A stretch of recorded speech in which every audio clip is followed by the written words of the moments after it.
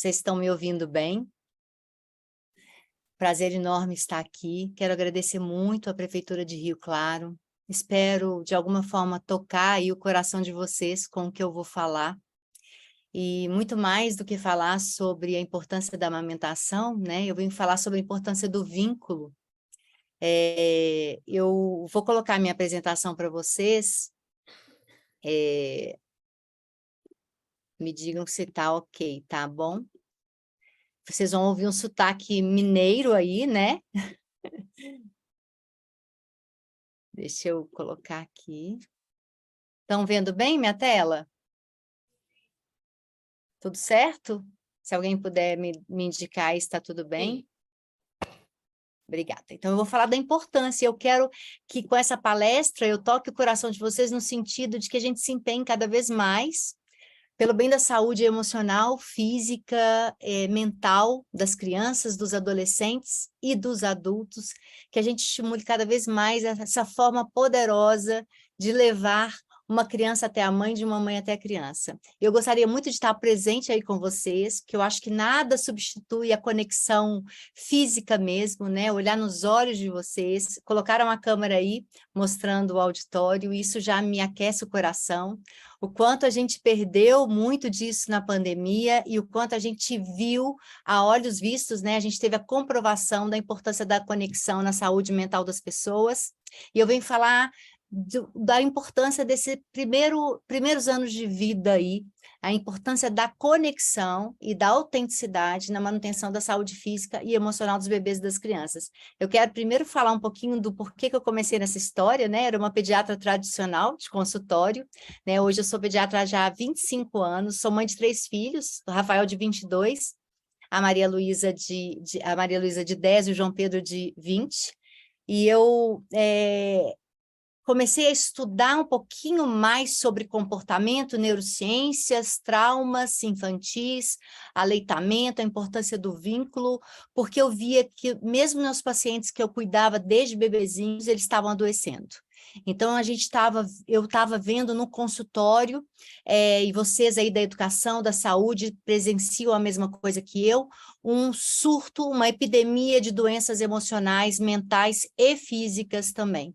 Então, muito mais preocupante do que a gente pensar em surtos de doenças que aparecem. Eu sempre falei assim, o que está acontecendo com essas crianças? Sempre pensei, o que está acontecendo com os meus adolescentes? E o que está acontecendo também com os meus filhos? Porque eu via aqui em casa, porque por mais que eu seguisse um script do que era certo e do que não era, que foi me ensinado na faculdade, e eu estudava incansavelmente, os meus filhos também estavam adoecendo. Os filhos das famílias que eu cuidava estavam adoecendo. Um surto de ansiedade, um surto de depressão, um surto de automutilação no consultório. Então, um surto de crianças com TDAH, né? Então, um surto de crianças com transtorno opositor desafiador. E eu ficava muito intrigada com aquilo. O que está acontecendo, né? Então, eu sou educadora parental, né? Eu comecei nessa estrada aí há já mais de 7 anos. Sou educadora emocional, pós-graduada em neurociências do comportamento, e não parei de estudar desde então, né? Fui acessar também médicos que estavam estudando como eu estava estudando. Comecei a ficar inconformada de por que nas faculdades, por que nas escolas não falam sobre esse assunto, né? A gente tem tanto trabalho científico, tantos estudos. Eu quero trazer um exemplo aqui. Eu trabalhei na prefeitura aqui de Minas Gerais, na prefeitura de Joatuba e de Mateus Leme, com menores infratores, e o quanto essa conexão, esse olho no olho salvou. Eu tenho esse trabalho todo documentado. A gente diminuiu a criminalidade em mais de 90%, isso nunca tinha acontecido. Foi mais baixo índice de criminalidade no estado durante a pandemia. Então, quanto essa ciência da segurança, essa ciência da conexão, essa ciência do olho no olho, do sentir o outro, do tocar o outro, de estar com o outro. E o que facilita isso no início da vida? A gente sabe que o que facilita esse vínculo é a amamentação, mas eu preciso cuidar dessa mãe, eu preciso cuidar dessa família, para que essa amamentação aconteça de uma forma que realmente salve a saúde dessa criança. Então, eu quero trazer essa frase da Lia Luft, que resume todo o meu trabalho, né? Incansável mesmo o meu trabalho. Hoje eu estudo trauma, sou especialista também em trauma. Eu tenho aí uma escola que forma 600 alunos da área de educação, da área de saúde, mães em educação parental. Nosso curso é certificado pelo MEC. Eu tenho uma pós-graduação em educação positiva. E eu quero deixar bem claro para vocês, eu queria que esse auditório estivesse cheio para eu poder realmente trazer essa mensagem, mas se eu tocar um coração aí hoje, já vai ter sido muito bom estar aqui. A infância é o chão sobre o qual caminharemos o resto dos nossos dias. Então, e tudo que eu trago aqui não é estudo de agora, não é estudo recente, né? Eu trago aqui uma observação feita desde 1920, 1930, no primeiro pós-guerra, né? Primeiro pós-guerra mundial, com crianças institucionalizadas, crianças que foram deixadas em abrigo, né? Porque já não tinham ali os pais presentes no pós-guerra, o quanto essas crianças começaram a adoecer emocionalmente, mentalmente, muitas definharam até morrer, né? Porque tinham sim cuidados básicos de alimento, mas não tinham afeto. Então, quanto a nossa arquitetura cerebral é formada nos primeiros 3 anos de vida, esse alicerce é formado nos primeiros 3 anos de vida, e não basta amamentar, né? É preciso, sim, uma amamentação que seja feita com o coletivo, né? Precisa olhar no olho, precisa sentir esse bebê, e para essa mãe fazer tudo isso, essa mãe precisa estar sendo cuidada, né? Cuidada pelo Estado, cuidado pelas pessoas, cuidado pela família. Então, essa mãe precisa de alguém que esteja olhando para ela também, para que ela possa amamentar, né? Então, nascemos amorosos e confiantes. Então, tudo que eu trago aqui é com base científica. Eu estou à disposição para oferecer para vocês todos os trabalhos que quiserem em tudo que eu vou falar. Então, só para vocês entenderem que eu não trago aqui o que eu estou estudando há 7 anos, eu trago o que tem pessoas aí estudando há quase 100 anos, né? Em 1920, 1930, já observaram que essas crianças que eram institucionalizadas, elas não conseguiam conectar, elas não conseguiam aprender, elas não conseguiam desenvolver, nem nos seus ritmos biológicos. Então, nascemos amorosos e confiantes. Esse é o nosso desenho original, né? Antes do alimento, buscamos o olhar. Então, indo contra lá a teoria freudiana do amor interesseiro, eu quero trazer para vocês aqui os estudos de John Bowlby no apego seguro, né? O quanto esse bebê, quando nasce, quem tem essa oportunidade de conviver com bebês e crianças, e eu quero que vocês saibam que eu vou trazer para a prática de vocês no dia a dia, como facilitar isso aí, como realmente cuidar, né, da saúde dessas crianças que se tornarão os nossos adolescentes e se tornarão nossos próximos adultos. Eu vou trazer para a prática, então fiquem aí e absorvam e estejam de coração aberto, porque parece que é tudo muito novo, mas na literatura, se a gente vai procurar, né, nos artigos científicos também, não tem nada de novo isso que eu trago para vocês, né? A neurociências veio revolucionar, sim, porque a neurociências veio, a partir da década de 90, confirmar tudo isso por ressonância magnética, por dosagem de cortisol urinário desses bebês. Então, tinham bebês que amamentavam, mas tinham cortisol urinário alto. Por quê, né? Então, o amor, falado por Freud, o amor interesseiro, ele realmente foi derrubado, porque o bebê primeiro procura o olhar dessa mãe, o bebê primeiro procura o cheiro dessa mãe, então o bebê primeiro procura o toque dessa mãe. E quando ele nasce, ele busca um ambiente parecido ao ambiente uterino. A gente, com os estudos, foi visto que esse ambiente de equilíbrio no útero, né, do embalar, do estar ali escutando o som do coração dessa mãe, escutando o som da água, esse é o ambiente que o bebê procura quando nasce, né? Então, quando ele não tem quando ele tem a sensação de que está faltando, ele vai chorar, né? Porque é um instinto básico. Então, os seres humanos, trago essa frase de Laura Gutmann, os seres humanos nascem amorosos, né? Nenhuma criança nasce má, nenhuma criança nasce opressora, nenhuma criança nasce violenta, egoísta, tirana, avarenta, ingrata, nem vil. Não. Todas as crianças nascem com uma refinada capacidade de amar. E hoje a ciência comprova isso, né? O quanto a epigenética ela é mais poderosa do que a genética. Então, estamos aí para mostrar que o ambiente, ele é que vai determinar o futuro desse indivíduo. Nascemos autênticos e conectados à nossa essência. Então, esse bebê nasce totalmente conectado ao seu sentir. E ele vai se comunicar através do comportamento. Ele ainda não tem uma linguagem oral, ele ainda não tem uma linguagem apropriada que o cuidador vai entender, a mãe, o pai, a família, o professor, o médico que está ali, o pediatra, e ele vai se comunicar através do comportamento, principalmente até os 4 anos, quando ele ainda não tem uma linguagem verbal, então ele está ali autêntico, conectado com ele mesmo, e ele tem necessidades básicas, que eu vou falar aí no próximo slide, mas ele expressa livremente e ele busca o tempo inteiro conexão. Então, um dos males maiores da sociedade de hoje, principalmente com quem trabalha com criança, mas a gente sabe que conosco também é a tela, é o eu não estar com outro, mas estar na tela. Eu estar ali dentro, do lado do meu filho em casa, do lado da criança que eu cuido, mas estar na tela. Então, quanto eu tenho dificuldade de me conectar com esse ser humano e o quanto essa falta de conexão e essa falta de segurança é que adoece as nossas crianças. Somos seres sociais, todos nós precisamos do outro para sobreviver. Né? Buscamos no olhar do outro conexão. Tem um estudo belíssimo que saiu há pouco tempo da Universidade de Harvard, falando do que a toxina botulínica faz na dificuldade dessa conexão. Então, o músculo periorbicular, ele é um dos responsáveis por fazer essa coisa da conexão com o bebê e com a criança. Então, quando eu estou com ele paralisado, eu dificulto esse bebê de estar conectado comigo, né? O quanto eu tiro ali uma possibilidade, então a gente tem o músculo periorbicular e a gente tem esse músculo em volta da boca, que são importantíssimos para esse bebê se conectar.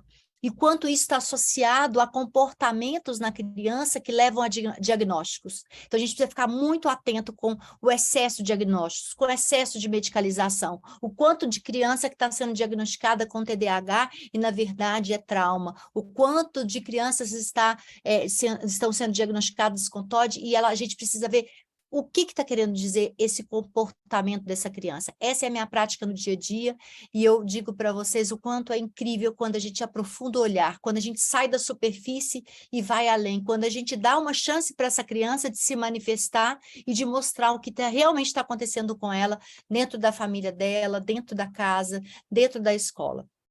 Então, confiamos que seremos atendidos. Essa criança confia. Quem olha para uma criança sabe que aqueles olhinhos confiantes de que a gente vai entender o que ela está querendo dizer. O bebê tem esse olhar que é um olhar avassalador. É muito difícil você conseguir olhar para um bebê e não sorrir quando ele olha para você, porque você é preenchido por uma sensação de amor incondicional. Só os bebês e as crianças sabem amar incondicionalmente. Só os bebês, a gente tem a gente sabe, mas a gente não consegue fazer, né? O nosso amor é cheio de condições, porque foi isso que a gente aprendeu durante a nossa trajetória, né? Que a gente precisa que o outro nos entregue aquilo que a gente espera dele para amá-lo, né? E os bebês não têm isso, eles amam incondicionalmente, e todos os estudos estão aí para corroborar com isso. Chegamos ávidos por compreender esse mundo que nos cerca.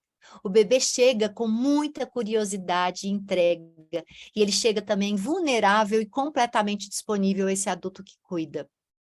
Ele tem necessidades físicas, que é essa da hidratação, né? Então, esse leite vai hidratar, a temperatura... Gente, um bebê no colo de uma mãe, desnuda, amamentando, ele tem um ambiente muito parecido com o ambiente intrauterino, porque ele está sendo alimentado o tempo todo, que é o que acontece dentro do útero, né? Alimentado e nutrido emocionalmente e fisicamente, né? Ele está numa temperatura ideal quando essa mãe coloca esse bebê pele a pele, ele está ali né, alimentando, ele está ali com segurança física, uma segurança emocional.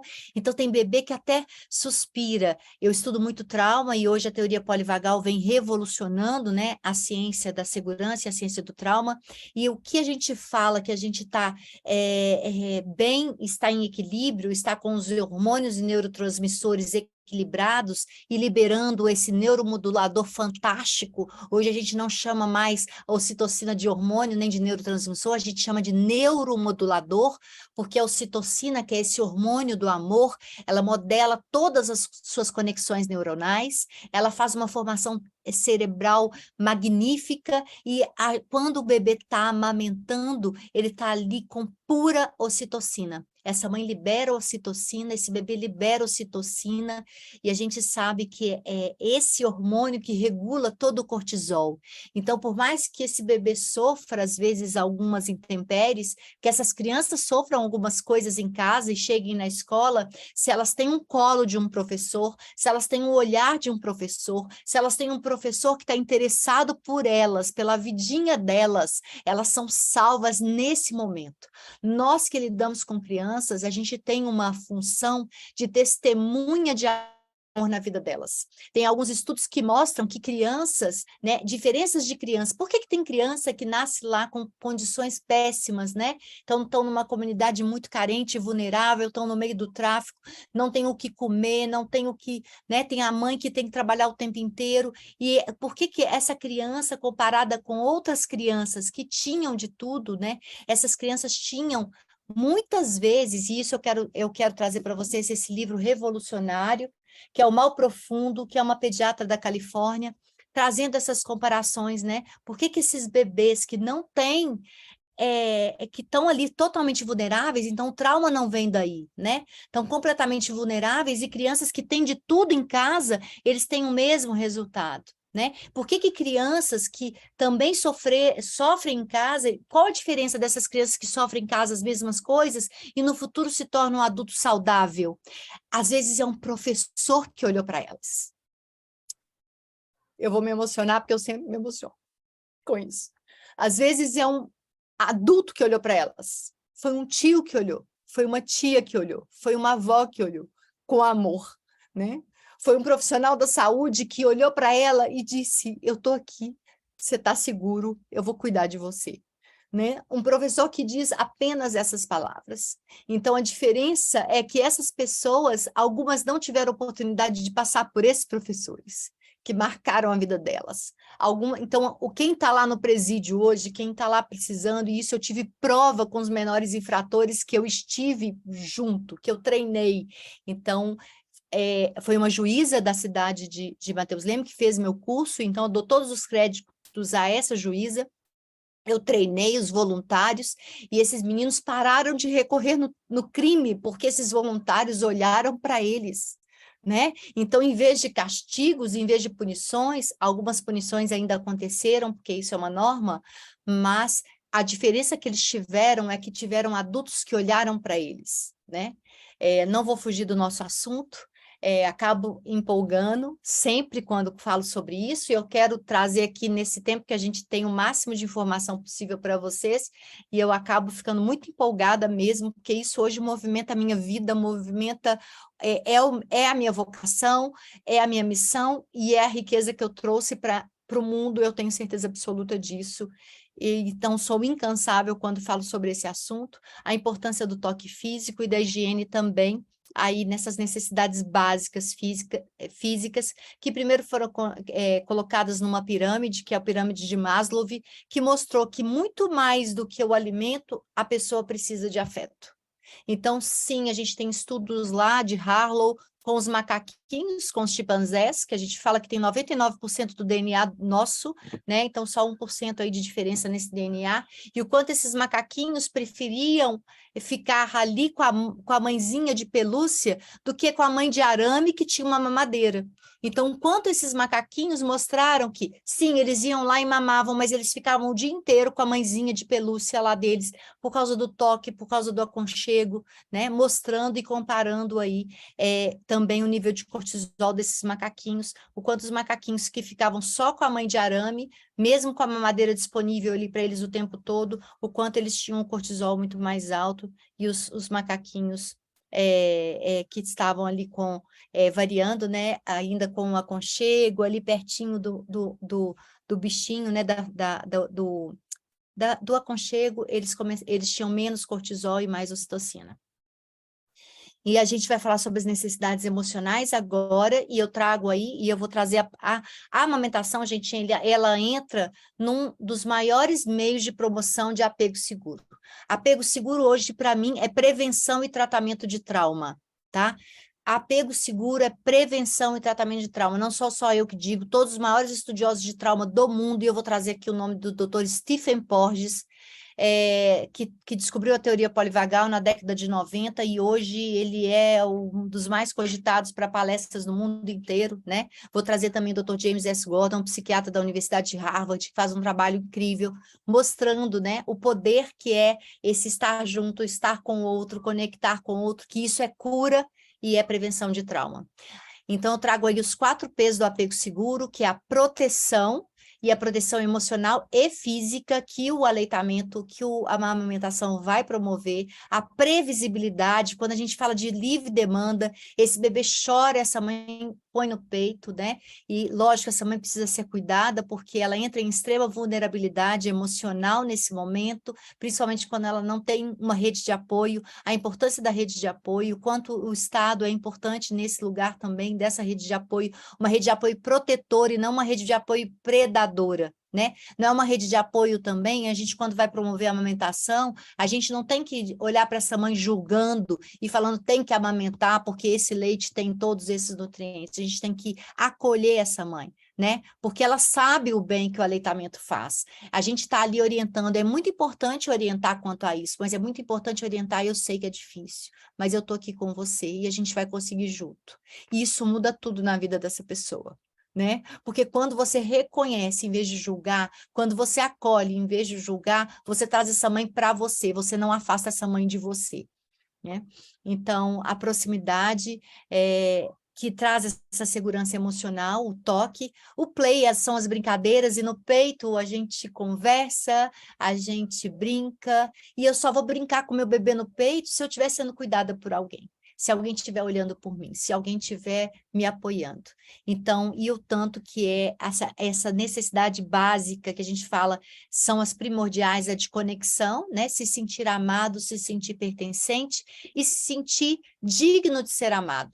Então, esses estudos de Bowlby começam em 1950, já baseados na observação das crianças pós-guerra. Em 1950, a gente tem uma figura muito importante que eu quero trazer, que é a pediatra Amy Pickler, que trabalhou com as crianças do pós-guerra, da Segunda Guerra Mundial, e ela tem um centro hoje em Budapeste, que trata de crianças também. Ela foi observando que quando a criança tinha um cuidador, 1 ou 2 cuidadores únicos que ficavam ali com ela todos os dias, né? Então, só revezava entre os dois. Essas crianças desenvolviam muito mais o cognitivo, elas ficavam mais felizes, elas estavam mais tranquilas, elas choravam menos do que aquelas crianças que tinham vários cuidadores durante o dia. Então, ela não conseguia conectar nenhum cuidador, não tinha nenhum cuidador que sabia realmente quem era aquela criança, chamava ela pelo nome, olhava no olhinho dela, fazia carinho, conversava na hora de trocar fralda, e Amy Pickler diz tudo isso, né? A gente tem hoje toda a abordagem Pickler, que é essa abordagem que confia na criança, mas que fala da responsabilidade dessa pessoa que cuida, né? Que fala da importância desse adulto que cuida dessa criança. Então, foi uma teoria iniciada pelos estudos e pelos experimentos lá em macaquinhos, né? Esses experimentos de Harlow, e Bowlby trouxe toda essa teoria para a prática, né? Que significa que o bebê, a criança, precisa se vincular e ter suas necessidades atendidas de maneira rápida e assertiva. E quando a gente fala disso, a gente vai trazer para neurociências, esse bebê quando chora, ele está pedindo alguma coisa, ele não está chorando para manipular, ele não está chorando porque ele aprendeu que assim, não, ele está chorando porque ele está sentindo mal-estar, isso é comprovado, é um instinto básico de sobrevivência, eu só sobrevivo se estou conectado com a minha mãe e com meu pai. Então, quando eu estou chorando no berço, eu estou chorando porque eu preciso de conexão, não é porque eu estou querendo manipular manipular, infernizar. Se eu estou chorando na escola, é porque tem alguma coisa acontecendo na minha casa que às vezes essa professora não está sabendo.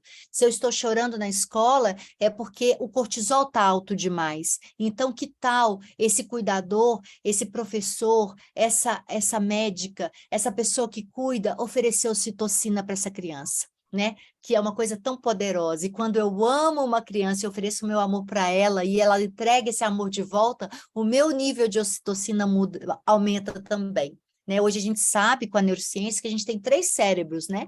A gente não tem só o cérebro que está aqui, a gente tem o coração e o intestino. Então a gente sabe ali, estão acontecendo conexões neuronais o tempo todo no nosso corpo, né? Então é por isso que quando eu estou bem, o meu coração dispara um pouquinho e depois relaxa.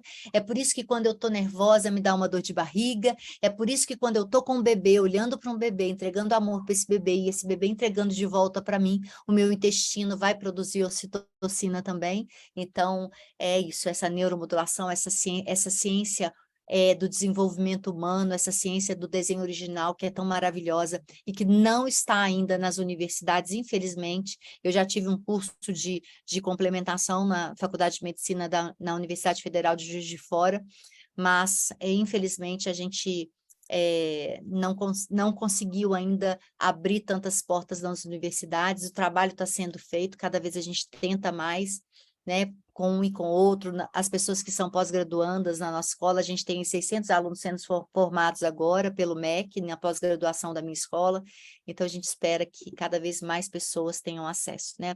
Tem psiquiatras, neuropediatras, cardiologistas.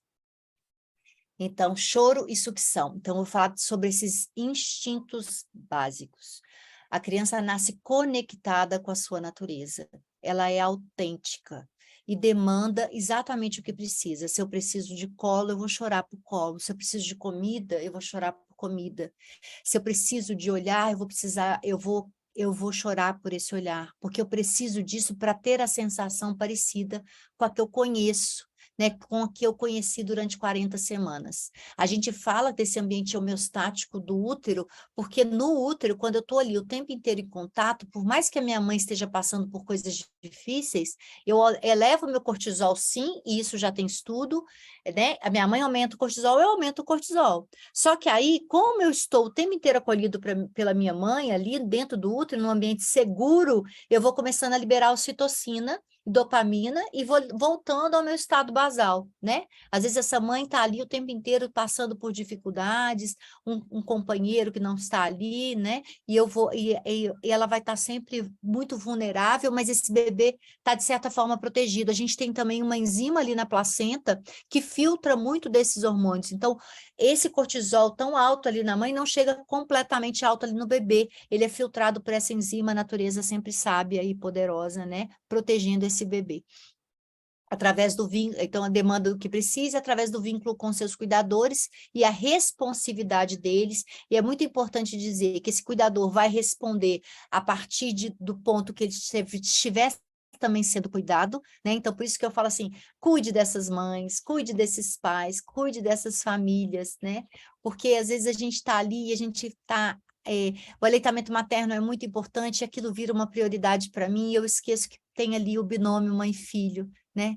Então, se eu não cuido dessa mulher, essa mulher vai parar de amamentar. Se eu não olho para ela com um olhar acolhedor, essa mulher vai parar de amamentar. Então, para eu poder facilitar uma amamentação, facilitar um vínculo, uma conexão, sabendo de tudo isso, desse poder incrível que uma amamentação tem, eu preciso cuidar dessa pessoa que está ali amamentando, porque tem uma rede predadora enorme dizendo que bobagem, né? Você tem que trabalhar, você tem que fazer isso, você tem que fazer aquilo, você tem que fazer um monte de coisa. E eu saio, né? O quanto eu posso facilitar, o quanto eu posso cuidar dessa família com um âmbito maior para poder favorecer esse aleitamento. O choro é um instinto básico, e é uma forma de comunicação. Então, ao contrário do que os antigos pensavam, o choro não é manipulação. O choro não é manipulação. Evidencia sempre um desconforto e busca por essa homeostase que tinha no ambiente intrauterino. E a sucção, e a teoria polivagal já traz isso muito incrivelmente. A teoria polivagal, a gente fala do nervo vago, tá?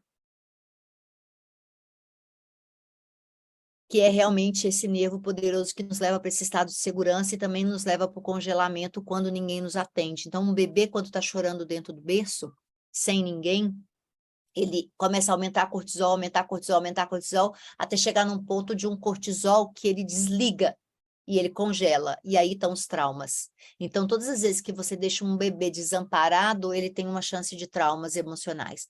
Então, a gente tem um mito que trauma, eu não sou traumatizado, né? Tive uma infância ótima, todos nós somos. A gente precisa partir desse princípio, todos nós somos em algum nível traumatizados, porque esses conhecimentos não foram acessados pelos nossos pais, pelas pessoas que nos cuidavam. Então, a gente tinha uma ideia, e até pouco tempo, de pediatras que vinham em redes sociais, e mais ainda em televisões famosas, falar da desprezoterapia, despreza o bebê que ele aprende, despreza o bebê que ele aprende que não pode contar com você, despreza o bebê que ele aprende a viver sozinho. E é por isso que hoje no mundo, por mais que a gente implore conexão, por mais que a gente queira estar com o outro, as pessoas estão fugindo do outro. Quem não sonha com ter uma casinha lá no alto da montanha, uma casinha numa praia isolada, isso não é ser humano. Ser humano gosta de estar com o outro, gargalhar com o outro, compartilhar a vida com o outro. Né? Todas as pessoas que tinham esse sonho de aposentadoria, de ter uma casinha lá no alto da montanha para não encontrar com ninguém, elas adoeceram.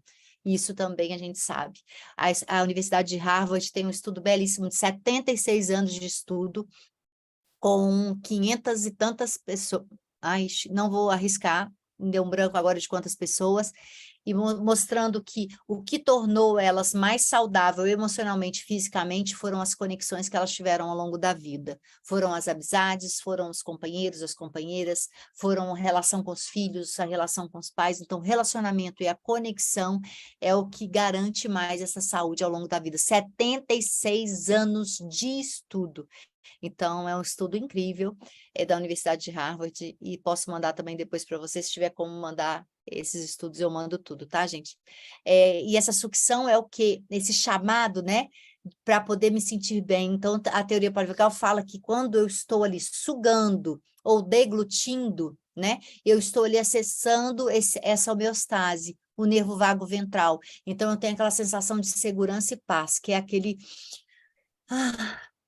suspiro que o bebê dá quando ele começa a sugar, né? Então, sim, ele suga porque ele tem fome, ele suga porque ele tem sede, mas ele suga porque ele quer afeto, ele suga porque ele quer amparo. E essa sucção já foi comprovadamente, ela dá essa sensação de bem-estar para o bebê, isso é inato. O bebê chupa o dedo desde o útero, porque lá dentro do útero ele já tinha essa sensação de segurança. E a gente observa também que quando essa mãe passa por alguma coisa e tem cortisol mais alto, esse bebê imediatamente põe o dedo para chupar, né?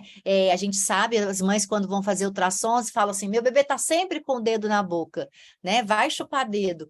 Lógico, né? Principalmente essas mães que vão para o ultrassom preocupadas, o que vai estar, como vai estar, se a saúde está boa desse bebê. Esse bebê, ela aumenta o cortisol e esse bebê vai com o dedinho para dentro da boca para acalmar, porque essa mãe está ali, sem querer, lógico, injetando ali hormônios de estresse nele.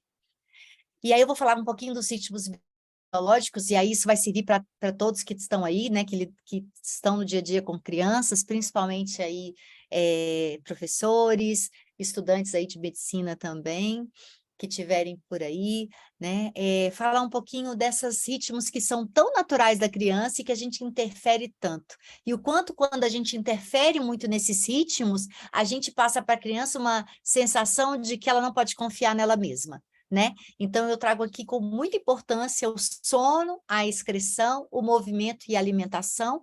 Então, cada criança tem seu tempo, cada criança tem seu ritmo. É lógico que existem as patologias, mas a gente precisa entender que a gente tem um canal muito aberto aí, e hoje a gente está forçando as crianças a dormirem a noite inteira com 1 mês, 2 meses. Criança nenhuma dorme com 1 mês, 2 meses.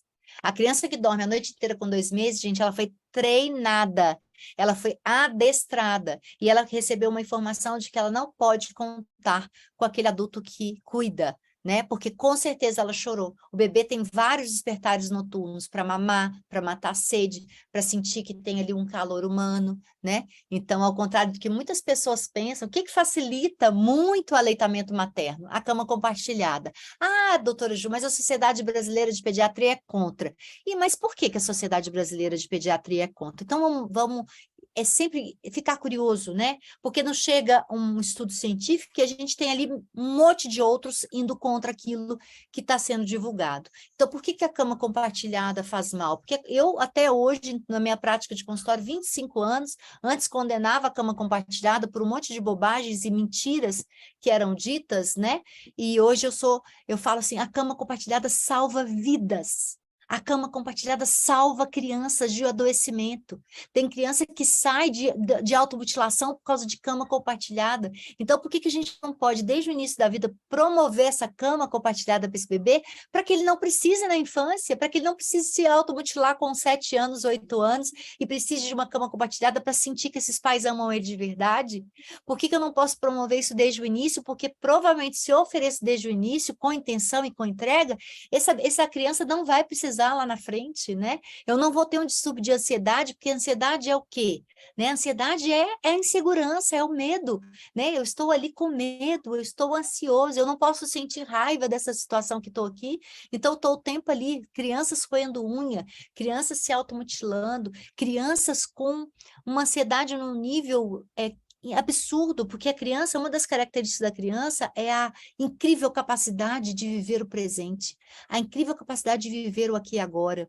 E se a gente está na tela o tempo inteiro, correndo o tempo inteiro, essa criança não tem, ela perde essa capacidade, ela entra na nossa energia, né? Na nossa energia que eu falo, é porque eu estou liberando hormônio e essa criança está liberando hormônio de cortisol também, porque eu estou sempre o tempo inteiro apressando ela, né? Quem tem aí oportunidade de estar com crianças pequenas, a criança olha para a formiguinha andando, ela olha para as árvores e ela fala, mamãe, essa folha é diferente de todas as outras, você percebeu? Mamãe, olha que incrível aquilo. E a gente fala, menino, bobagem, tá rápido, eu tô com pressa, né? Aí eu tiro essa criança do momento presente, né? E essa nossa incapacidade de viver o aqui e agora e o momento presente nos diz só um diagnóstico, o trauma, né? O trauma nos tira a capacidade de descobrir por que que a gente está aqui, né? O que que a gente está fazendo? Quem sou eu? O trauma me impede de saber quem eu sou.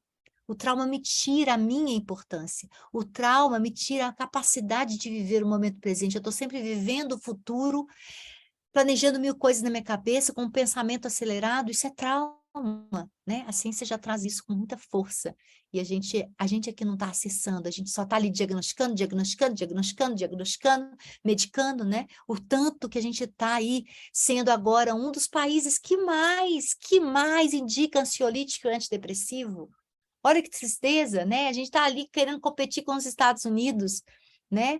No medicar crianças, né? Ansiolítico, antidepressivo, Ritalina, Venvance, né? Concerta, tudo que a gente não olha para a criança como um todo, né? Eu faço também pós-graduação em pediatria integrativa, a gente deixou de olhar para a criança como um todo, a gente olha para a criança como uma parte, e eu quero resolver esse comportamento, eu quero resolver o que essa criança tem, e esqueço de olhar que o comportamento é a ponta do iceberg, né?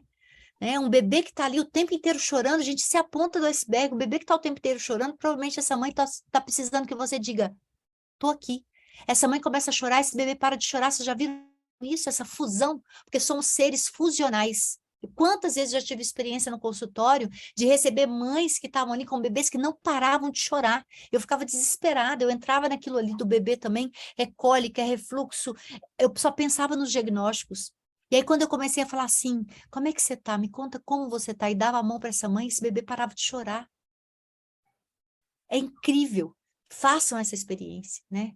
Façam, vocês que são da área de saúde que estão aí, vocês que são mães que estão aí, vocês que são da área de educação, né? Acolha, né? Acolha para que realmente essa criança chegue para você da forma que ela consegue, né? De forma autêntica, porque a criança, quando ela é autêntica, ela é cheia de vida, ela é cheia de energia boa, ela é cheia de, né? E eu tiro essa autenticidade quando eu interfiro no sono, quando eu tiro a fralda. Quem disse para vocês que a gente tem que tirar a fralda de criança aos 2 anos? Quem disse? Já procurei estudo, mas muito estudo sobre isso, não existe isso. Quem disse? Né? É para facilitar a vida de quem ou para dificultar a vida de quem? Por que que a criança tem que tirar a fralda aos 2 anos? Né? Hoje a gente tem estudos que comprovam que a maioria das crianças estão preparadas para tirar a fralda depois dos 3, que a maioria tira até os 4, que a fralda noturna geralmente é até os 6. Os países que estão acessando esses estudos têm fralda muito maior. Aqui no Brasil só tem fralda até uma certa idade, depois é só fralda geriátrica. Então, que a gente está fazendo com essas crianças? Porque essas crianças ficam ali o tempo inteiro, em vez de preocupar com brincar, em segurar cocô e xixi para agradar o olhar da professora, agradar o olhar da mãe, né? Por que a gente tem que bater palma para a criança que tira a fralda com 2 anos, gente?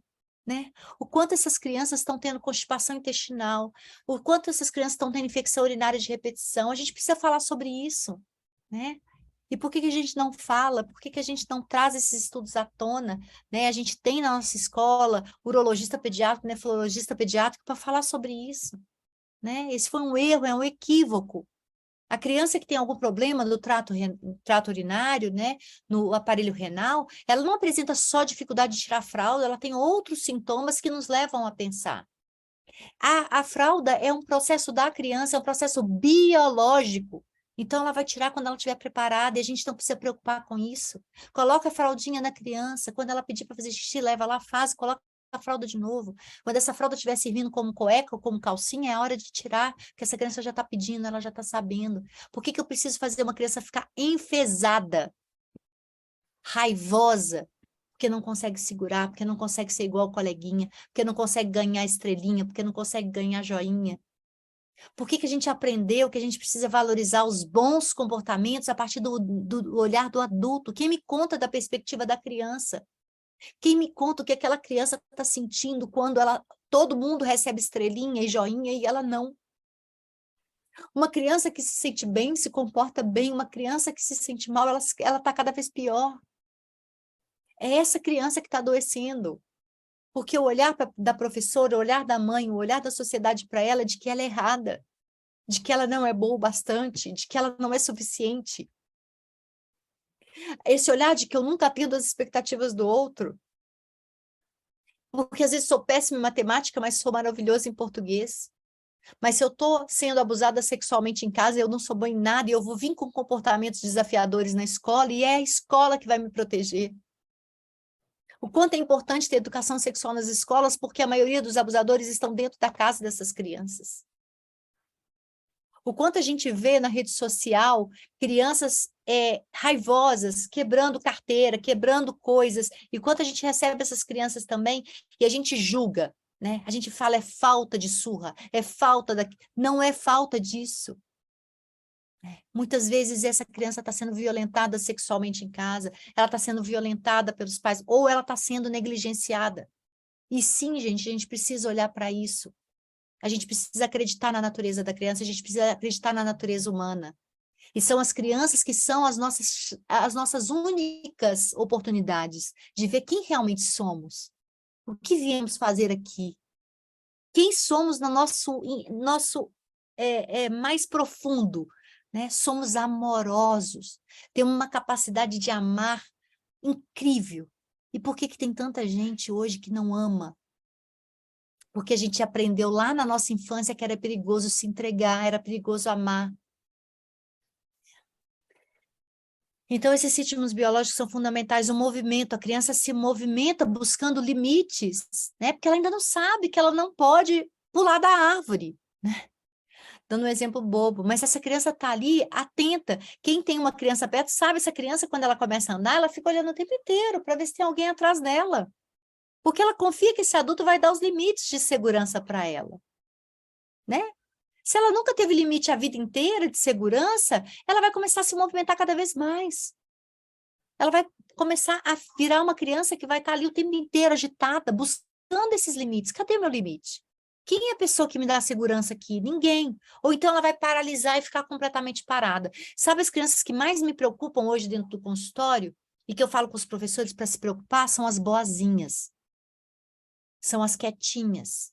As caladinhas. Pasmem.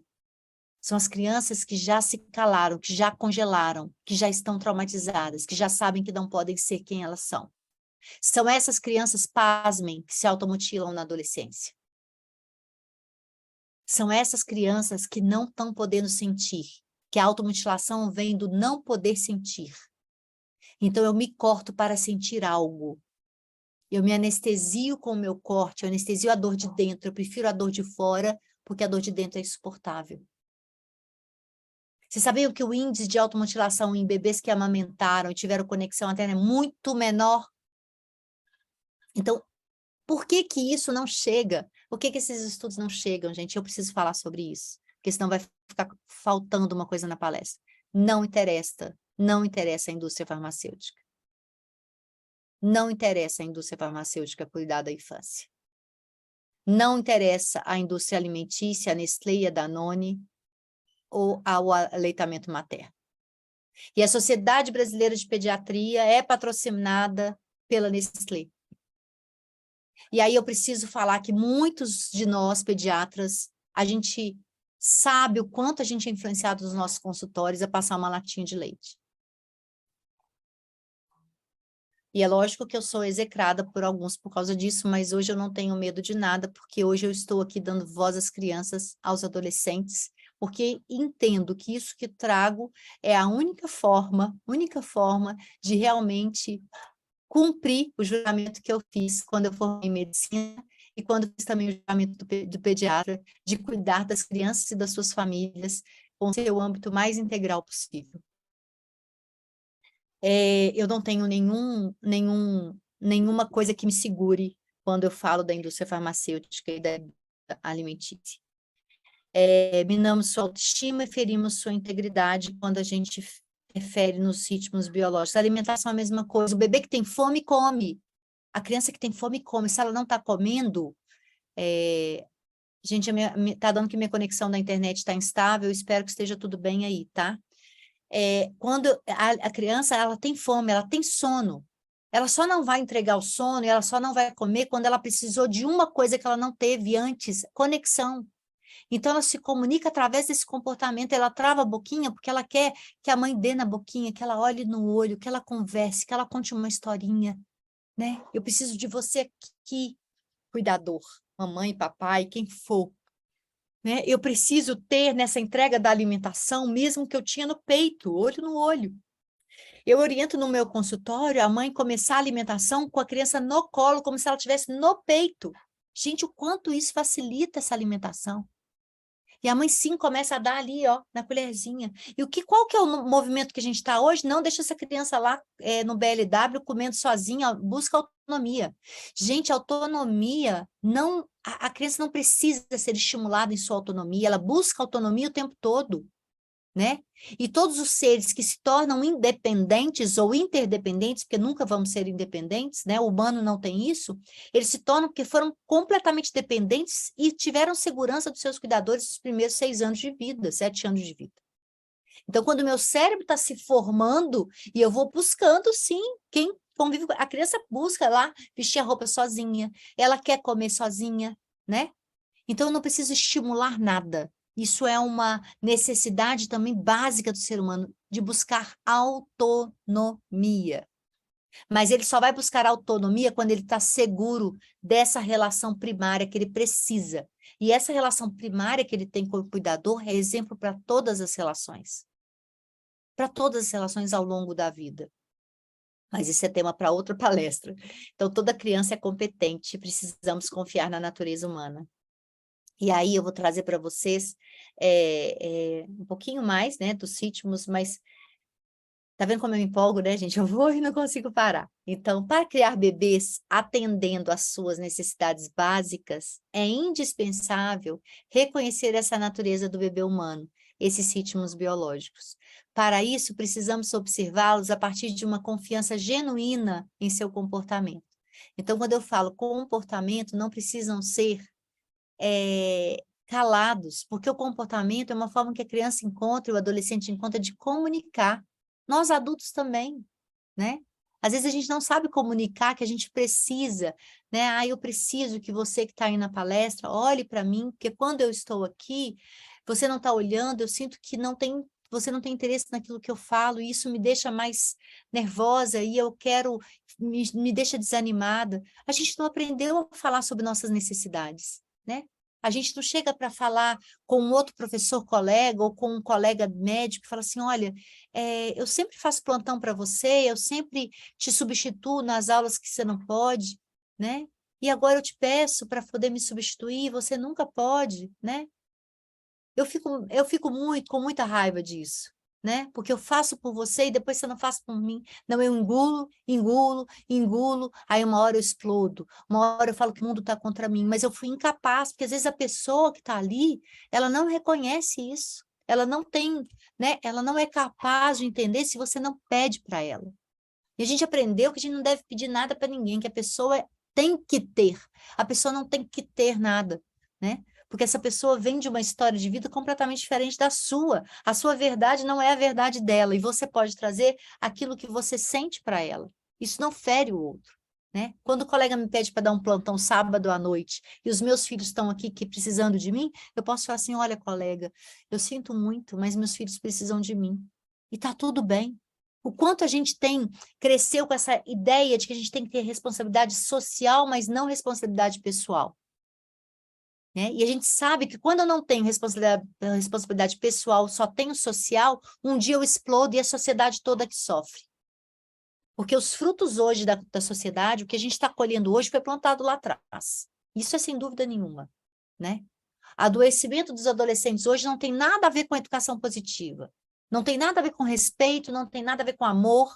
O adoecimento dos adolescentes hoje é adolescentes que são criados por pais que vieram da educação tradicional, né?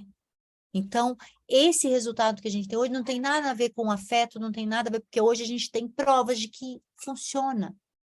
Não é nem para funcionar. É como a gente deveria viver sempre, conectado ao outro. E a gente tem um mal maior na sociedade hoje, que é a tela, realmente.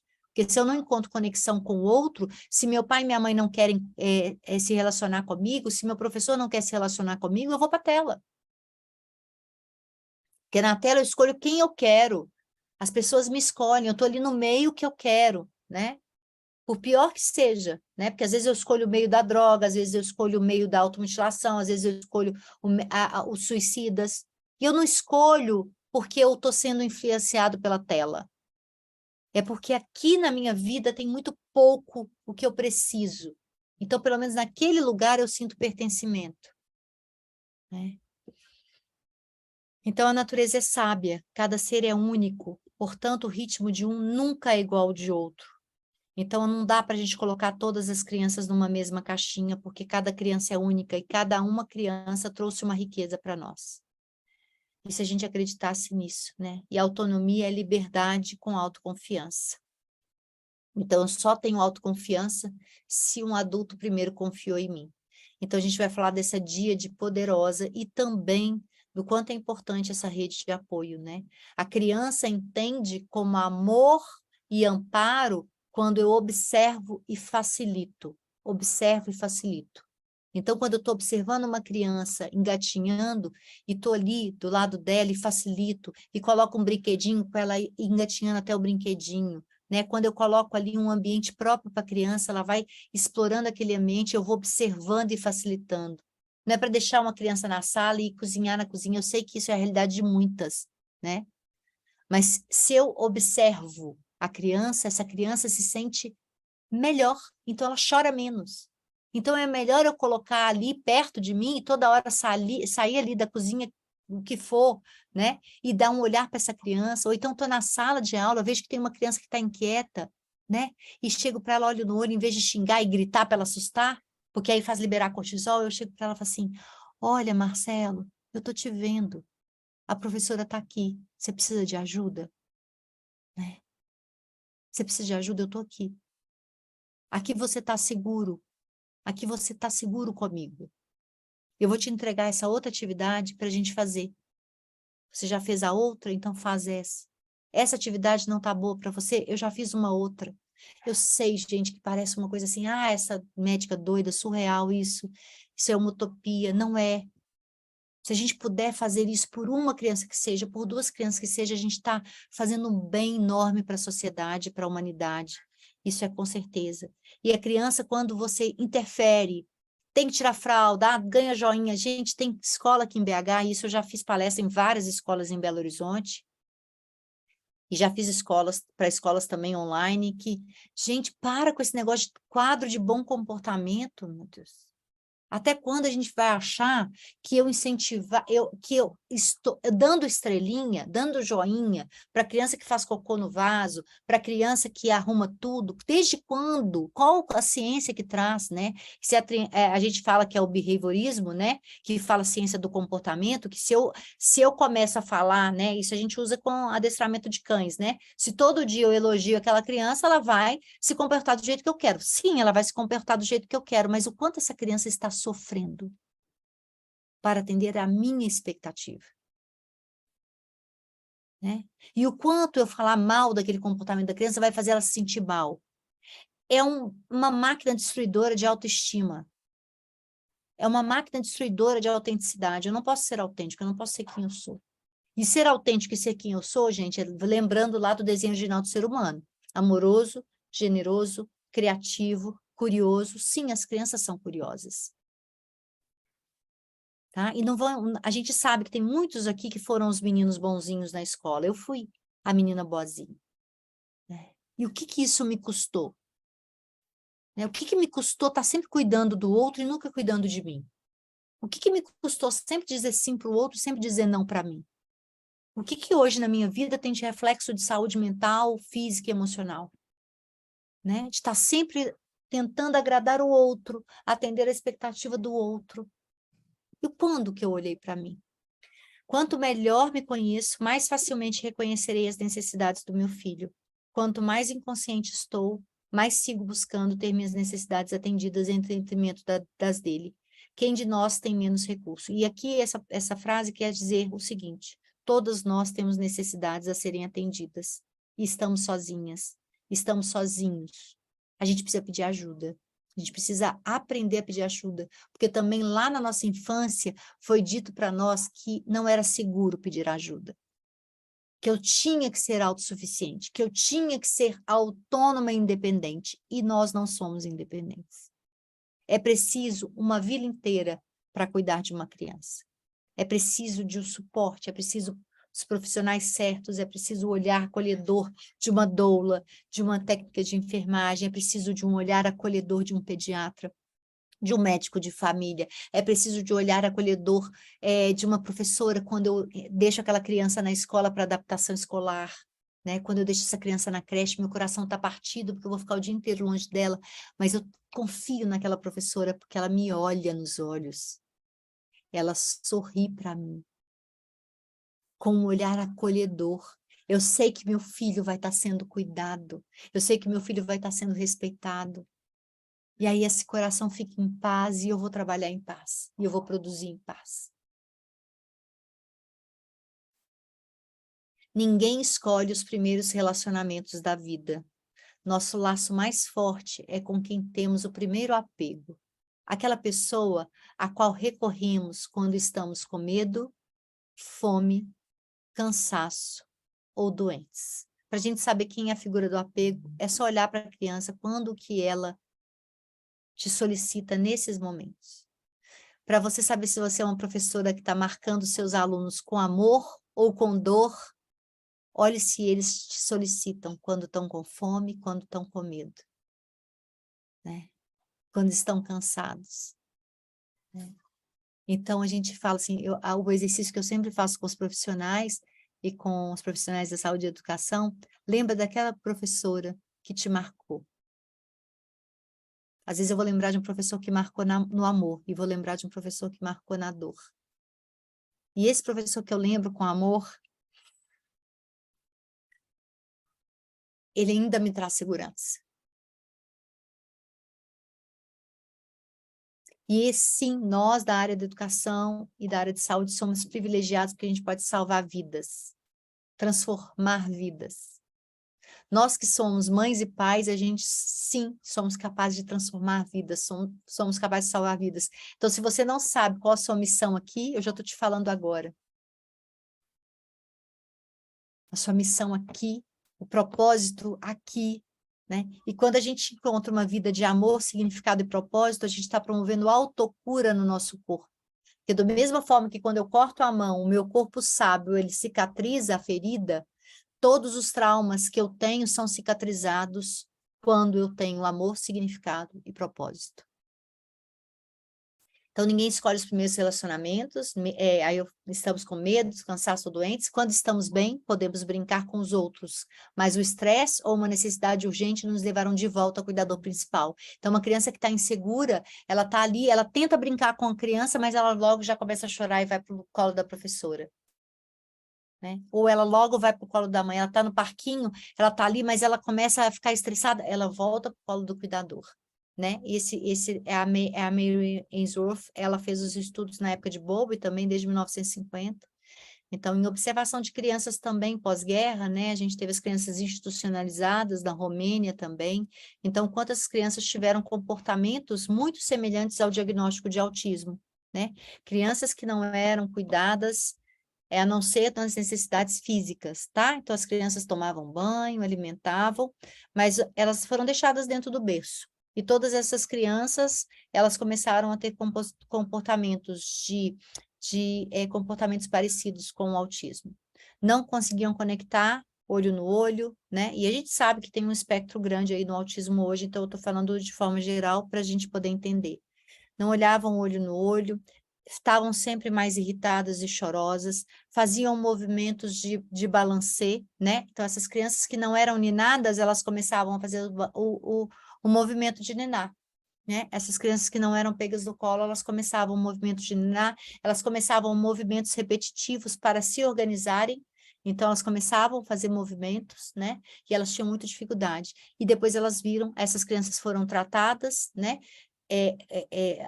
Por observação, e essas crianças foram pegadas no colo, olharam no olho, então como a gente tem essa neuroplasticidade a nosso favor, e essas crianças saíram desses comportamentos e desenvolveram normalmente. Então, os primeiros 3 anos, a infância é a base. Espero que vocês não estejam cansados. A infância é a base. E nos primeiros 3 anos de vida, formamos a nossa visão de mundo.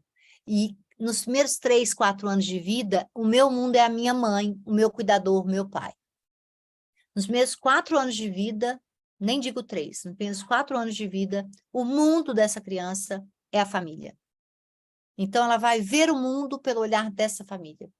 Então, eu preciso cuidar dessa família. Né? Então, a minha visão de mundo, a minha visão de relacionamento, como eu vou me relacionar, o que eu vou fazer, depende dessa base aí. Se ela será baseada na abundância ou na escassez. Porque se eu tenho uma mãe que está sempre estressada, uma mãe que está agressiva, uma mãe que me bate, uma mãe que me castiga, eu entendo que o mundo é hostil, que o mundo é perigoso. Então, eu vou querer me afastar do outro. Ou eu vou, sempre que um coleguinha chegar perto de mim, eu vou dar um soco nele. Sempre que um coleguinha chegar perto de mim, eu vou sentir a ameaça, porque eu gravei no meu cérebro que o estar com o outro é sempre um perigo. Nadine Burke Harris, essa pediatra maravilhosa aqui, que revolucionou, porque ela traz os estudos das experiências adversas da infância, como determinante de todas as doenças físicas, tá? Hipertensão, diabetes, doenças autoimunes, cânceres. Então, esse livro aqui é uma preciosidade, devia ser bibliografia em todas as universidades de medicina, mas é para todo mundo, tá? Numa linguagem muito fácil. Então, ela traz realmente que essas experiências adversas da infância, experiência adversa da infância não é só apanhar, não. Experiência adversa da infância é ser humilhado, abuso emocional, né? Ser desprezado, né? Não ter alguém ali acolhendo quando eu estou desconfortável, né? É eu ter que engolir o choro, é eu não poder expressar minha raiva, tudo isso é experiência adversa da infância. E se eu tenho, quanto mais experiência adversa, e lógico que está ali violência sexual, violência física, tudo é ponto de experiência adversa da infância.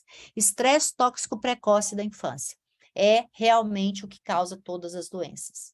E se eu estou a minha vida inteira com a Nadine traz uma analogia de que o que evita o trauma é esse ambiente acolhedor. Então pode acontecer o que for comigo, eu posso sofrer um assalto agora. Se eu sofro um assalto agora, é óbvio que eu vou liberar cortisol. Mas eu ligo para o meu marido, amor, vem para casa, abraço. Não tem trauma. E como que eles observaram tudo isso também, gente? Muitos estudos, né? Nos pós-guerra. Então, as pessoas que têm transtorno do estresse pós-traumático, por que tem adultos, um dado para vocês saberem registrarem? 22 soldados suicidam por dia nos Estados Unidos. De pós-guerra.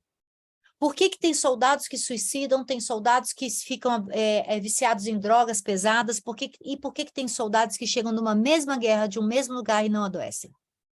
A infância. A infância.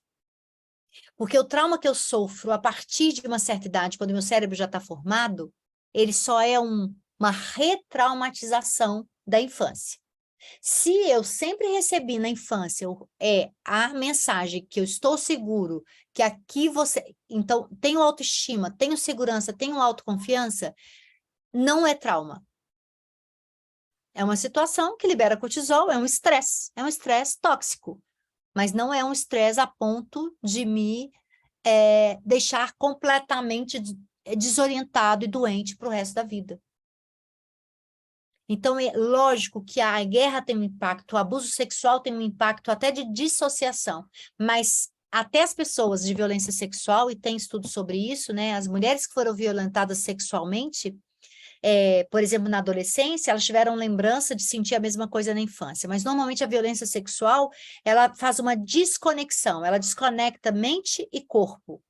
Então, ela faz a dissociação, que é o trauma. E as mulheres que foram violentadas, elas disseram que o pior não foi terem sofrido o abuso, foi não ter podido contar para ninguém, ou terem sido questionadas se era verdade ou mentira, ou não terem sido acreditadas. O trauma é produzido pelo não amparo, não pelo impacto. Tá? Então, o que causa o trauma não é o que acontece com você, é o que acontece dentro do seu corpo após o que acontece com você. Por que que tem pessoas que sofrem assalto e ficam lá congeladas aonde sofreram assalto? Tem pessoas que reagem. Tem pessoas que sofre assalto, entrega tudo e vai e sai. Tudo é uma retraumatização da infância. Então, a infância é a base de tudo. Se eu entendo lá na infância que o mundo é hostil, e a analogia da Nadine é a seguinte, eu posso enfrentar o mundo se eu estiver na trincheira da minha família. Eu posso enfrentar a guerra se eu estiver na trincheira dos meus pais. E depois da minha trincheira que eu construí por causa do amor dos meus pais. O que não pode acontecer é o meu pai e minha mãe serem os meus algozes. O que não pode acontecer é dentro de casa eu estar inseguro.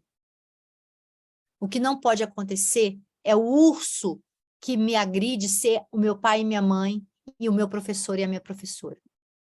Porque se eu tenho um pai e uma mãe, um médico que me acolhe, acreditam em mim, uma professora que me acolhe, eu não vou ser traumatizado. Garanto saúde física, emocional, psíquica para esse indivíduo para o resto da vida.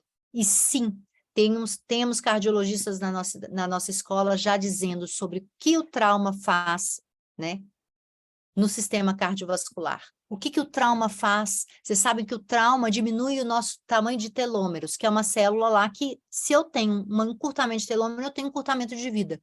Por que as minorias têm menos expectativa de vida?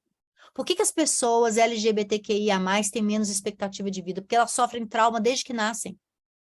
Desde pequenininhas, né? Desde que nascem, não, desde pequenininhas. Por que as pessoas negras, elas têm menos expectativa de vida? Por que elas têm mais hipertensão arterial? Não tem nada a ver com a raça, tem a ver com o trauma, com a discriminação, com o preconceito.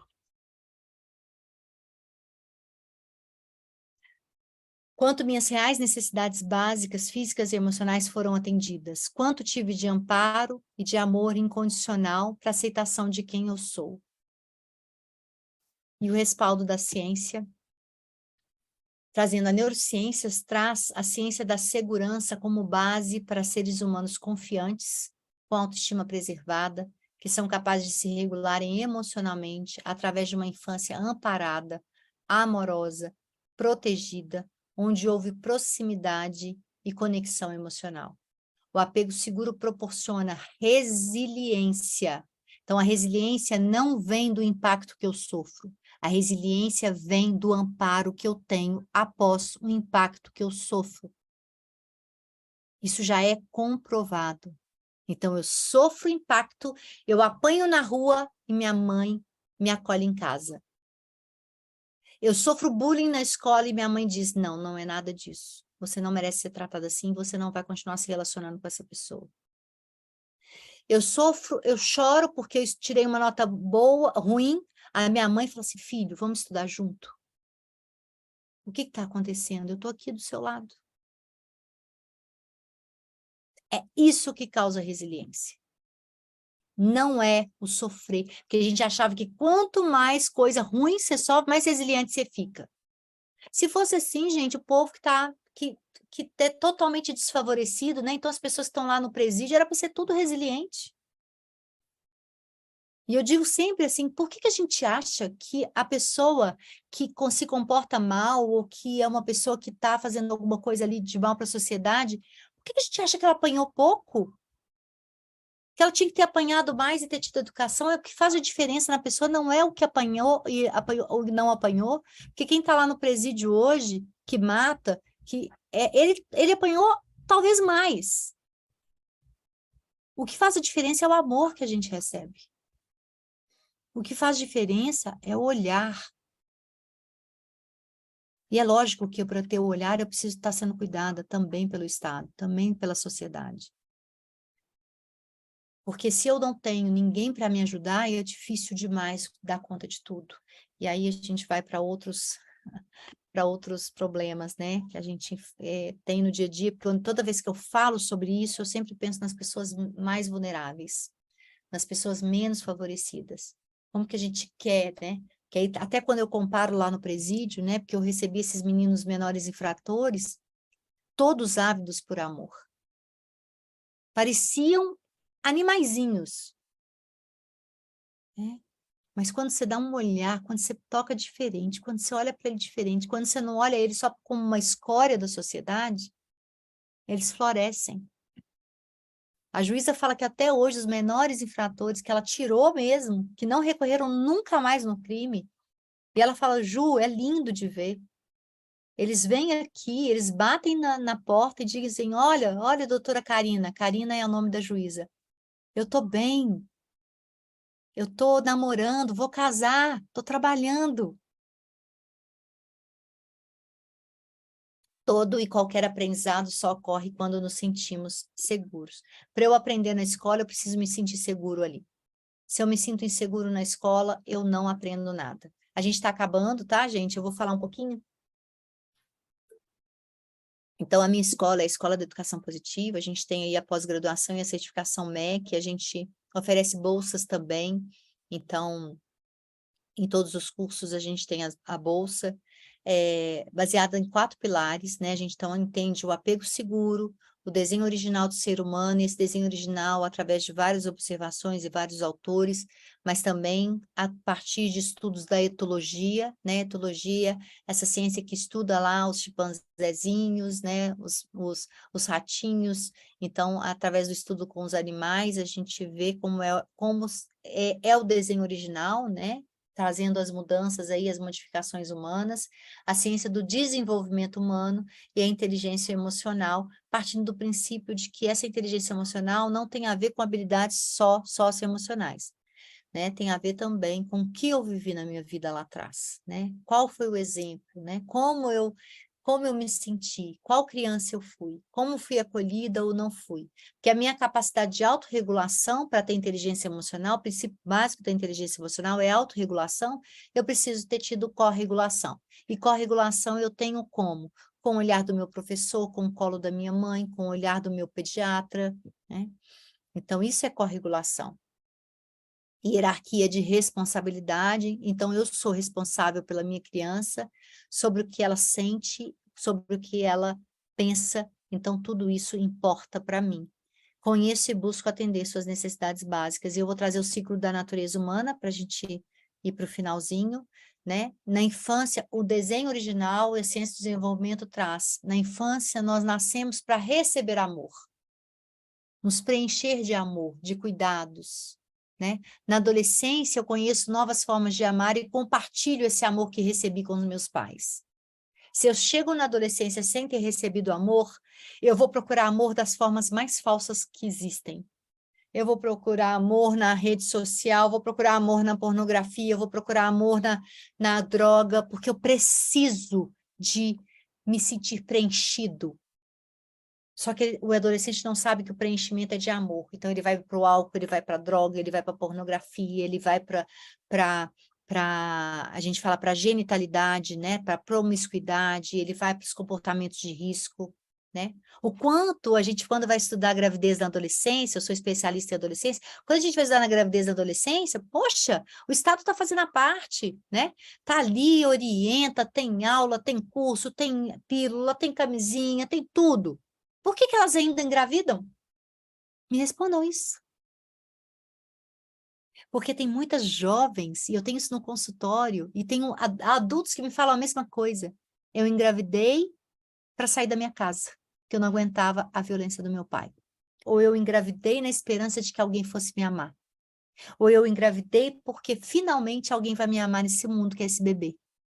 E essa jovem sai na ilusão também de que esse jovem lá que ela engravidou, de quem ela engravidou, vai também estar com ela.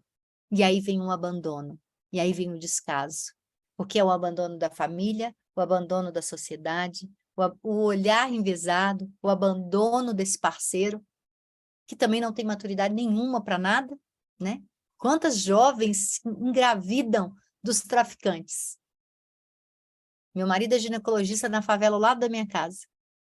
Ele fala, Ju, tem 3, 4 meninas de 14, 13, 14 anos grávidas do mesmo traficante.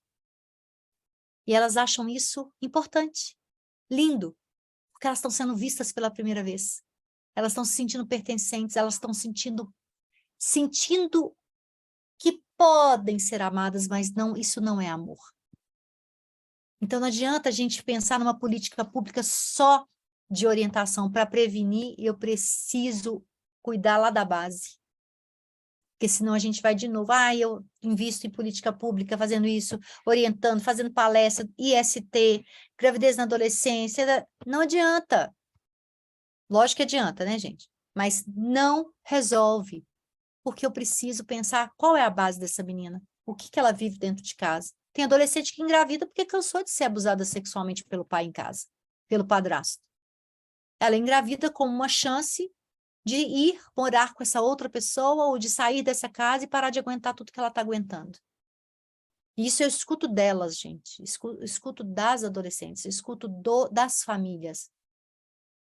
E a fase adulta é o momento de doar amor. Quando a gente chega nessa fase adulta, não tendo recebido amor e não tendo compartilhado esse amor na adolescência, eu vou ter um filho e vou achar que esse filho tem que dar todo o amor que eu preciso. Então, é tudo muito mais difícil. Amamentar é muito difícil, cuidar é muito difícil. Porque eu preciso de amor. Então, eu vou buscar essa necessidade em várias coisas, né? O nível de alcoolismo pós-pandemia, né? O nível de uso de droga, de pessoas que estão totalmente negligenciando os filhos. Porque eu tenho desejos, eu tenho necessidades, porque eu estou vazia por dentro. Então, eu vou me preencher, porque não tem o que dar, né? E as crianças estão sozinhas e o ciclo vai se perpetuando. Então, vamos retomar o nosso caminho original. Precisamos voltar à fonte, à raiz. E a raiz dos seres humanos são as crianças. As crianças reais, que fazem parte do nosso entorno, tanto como as crianças que nós fomos, quanto as crianças que nascerão a qualquer momento. Então, para nós que cuidamos dessa fase, né, quanta responsabilidade e quanto amor a gente precisa ter, e quanto a gente precisa mostrar essa energia de amor que está dentro de nós. Porque tudo o que acontece na infância volta integralmente para a sociedade. Muito obrigada, Prefeitura de Rio Claro, por essa parceria, por essa oportunidade, por me dar voz aqui e deixar eu dar voz a essas crianças que passam por mim e dar voz também a tudo que eu estudo incansavelmente todos os dias, né? E por poder levar essa educação positiva a mais pessoas. Obrigada. Estou aqui agora à disposição para vocês perguntarem o que quiserem. Falei muito, às vezes a gente fala com pressa, né, para dar tempo de tudo, porque é tanta coisa para ser dita, tanta coisa para ser falada, né? Espero que eu tenha tocado o coração de vocês. Espero que vocês tenham sentido um pouquinho aí do que realmente é, né? Essa nossa potência amorosa, o quanto as crianças precisam de nós, o quanto os adolescentes precisam de nós, o quanto os problemas são muito maiores do que a gente imagina, né? Quando a gente se dispõe a sair da superfície e aprofundar em tudo, a gente assusta, né? Porque dá uma sensação de que, o que que eu vou fazer agora, né? Como vai ser agora? Então, se alguém quiser fazer alguma pergunta, eu estou à disposição.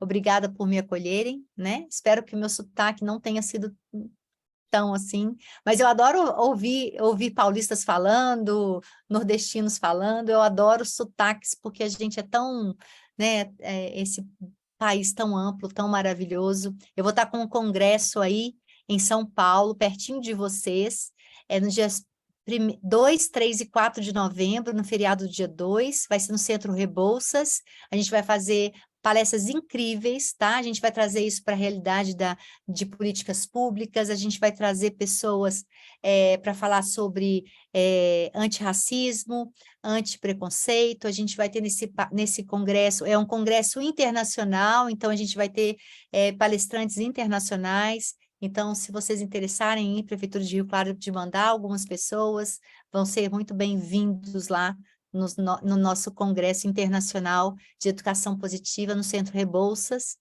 e é isso. Bom, obrigada, doutora Ju. E se alguém quiser fazer alguma pergunta, eu levo o microfone, porque ela só ouve o que está aqui no microfone, tá bom?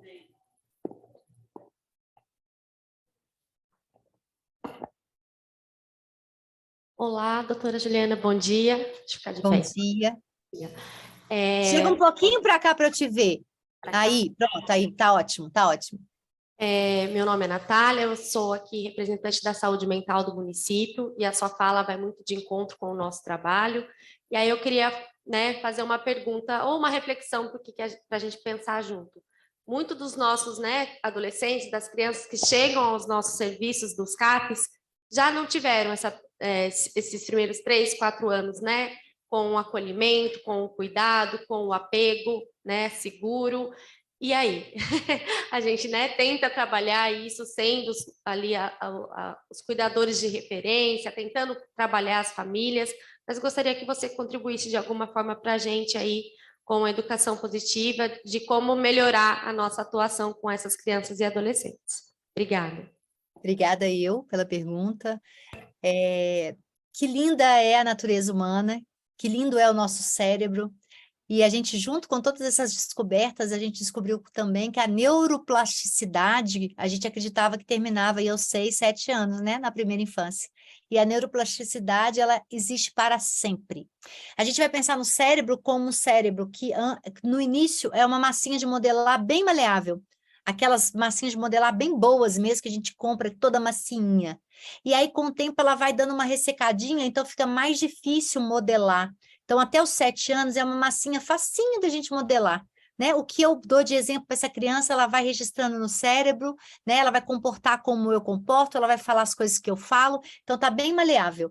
Depois ela vai ressecando um pouco, e a gente fala que ela só fica durinha mesmo, não é imoldável, mas durinha lá para os 24 anos de vida. Então, a gente tem uma oportunidade incrível com essas crianças e adolescentes de dar para eles aquilo que não foi dado. É hoje com o que eu mais trabalho. Eu faço grupos terapêuticos de adolescentes, e nesses grupos terapêuticos, eu faço dinâmicas de olhar no olho, de acolher, de falar sobre emoções, de estar com eles, né? Então, a gente pode pegar da criança pequenininha, cuidar dessa mãe, promover um alimento, que eu falo, um alimento afetivo para essa mãe, né? Então, quando eu dou colo para uma mãe no consultório, eu sei que em casa ela vai dar colo para essa criança. Eu sei que quando eu trato bem uma criança na frente de uma mãe que está no meu consultório, ela vai seguir o meu exemplo. Porque essa imagem que a gente chama de coping, né? Então, a gente sabe que essa abordagem que eu estou no consultório, eu pego o bebê, coloco na maca, né? Se ele chora, eu pego ele no colo um pouquinho, eu deixo no colo da mãe. Eu examino essa criança no colo da mãe em vez de na maca, porque na maca ele chora muito. Eu converso com esse bebê e falo, vou tocar no seu corpinho, vou agora trocar a sua fralda, agora eu vou te pesar. E esse bebê começa a confiar naquilo e fica seguro. Aí essa mãe fala assim, é isso que eu tenho que fazer. Vou fazer igual a doutora Ju faz. né? Porque nós, da área de saúde e educação, somos, sim, exemplos para essas mães. Somos, sim, exemplos para esses pais. O que a gente fala, normalmente, eles assinam embaixo. Infelizmente, né? Porque muitas vezes a gente chega lá falando coisas que a gente não sabe. Quanto a gente chega, às vezes, num consultório, você nunca ter estudado e fala sobre a nossa vivência. Não pode colocar de castigo 1 minuto por idade. Mas aí você viu em qual livro isso? Ah, na Super Nani, no SBT. E aí a pessoa... Eu fiz isso com meus filhos, gente. Eu sou pediatra, sou pediatra há 25 anos. De onde? De qual ciência que ela tirou isso? Né? De qual ciência a doutora famosa lá da Globo, há 3 anos, 4 anos atrás, falava que existia uma coisa para abordar a criança, que era desprezoterapia. Se a criança faz birra, deixa ela chorando sozinha. Essa criança está fazendo birra, e está fazendo birra porque ela está com um monte de outras coisas, né? Então, a gente precisa saber, está com sono, está com fome, né? A mãe está assim, a mãe está estressada, e às vezes ela está ali mostrando todo um ambiente que se estressou. Se eu pego essa criança e levo para dentro do carro e fico lá com ela, filho, você está seguro, aqui está tudo bem. Depois você fala o que é certo, o que é errado. Mas qual regula essa criança? Essa é a ciência do cérebro, a ciência da segurança. Porque depois ela vai ser um adulto que vai fazer birra, porque nós adultos, a gente faz birra. Né? Por quê? Porque a gente não foi corregulado lá atrás. Se a gente tivesse sido corregulado, eu ia conseguir. A hora que o cara me fecha no trânsito, tá tudo bem. Eu passo pelo estresse, mas eu volto para o meu equilíbrio. Tem gente que remoe uma fechada de carro o dia inteiro. Isso é birra. Tem gente que remoe o que um colega faz ali o dia inteiro. Isso é birra. Mas o meu cérebro já está formado, então já era para eu estar sabendo voltar para o meu equilíbrio. A criança não sabe. A criança só volta para o equilíbrio se ela tem o olhar do cuidador, o braço do cuidador. A ciência hoje mostra que quanto mais a gente tiver com uma criança nos 3 sentidos, mais a gente está promovendo cura do que ela sofreu nos primeiros 4 anos de vida. Então, se eu estou com uma criança, olho no olho, visão, toco essa criança, tato, e falo com essa criança com um tom de voz mais baixo e pausado, eu estou com 3 sentidos. Essa criança está restaurando todo o estresse que ela viveu. Que ela está liberando doses de ocitocina. Vamos lembrar que a ocitocina não é só o hormônio do amor. Ele é um neuromodulador. Se ele é um neuromodulador, ele só não transmite mais só as sinapses lá. Ele não faz só isso. Ele modula aquilo que está errado também. Então, ele vai modulando as conexões. Então, todas as vezes que eu olho uma criança no olho, e eu falo isso no consultório, tá, gente? Eu coloco geralmente som de passarinho no consultório. Eu tenho sempre natureza no consultório, ou uma planta, porque aquilo também conecta essa criança, porque tem vendo ali, a gente fala de... Se a gente pegar esse livro aqui, eu vou ter que falar também dele, do James S. Gordon, tá? Transformação, é a ciência da cura do trauma.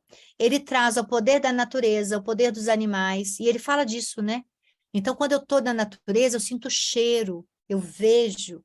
Aqui tem todo o caminho de cura, a gente tem 15 passos para a cura de trauma.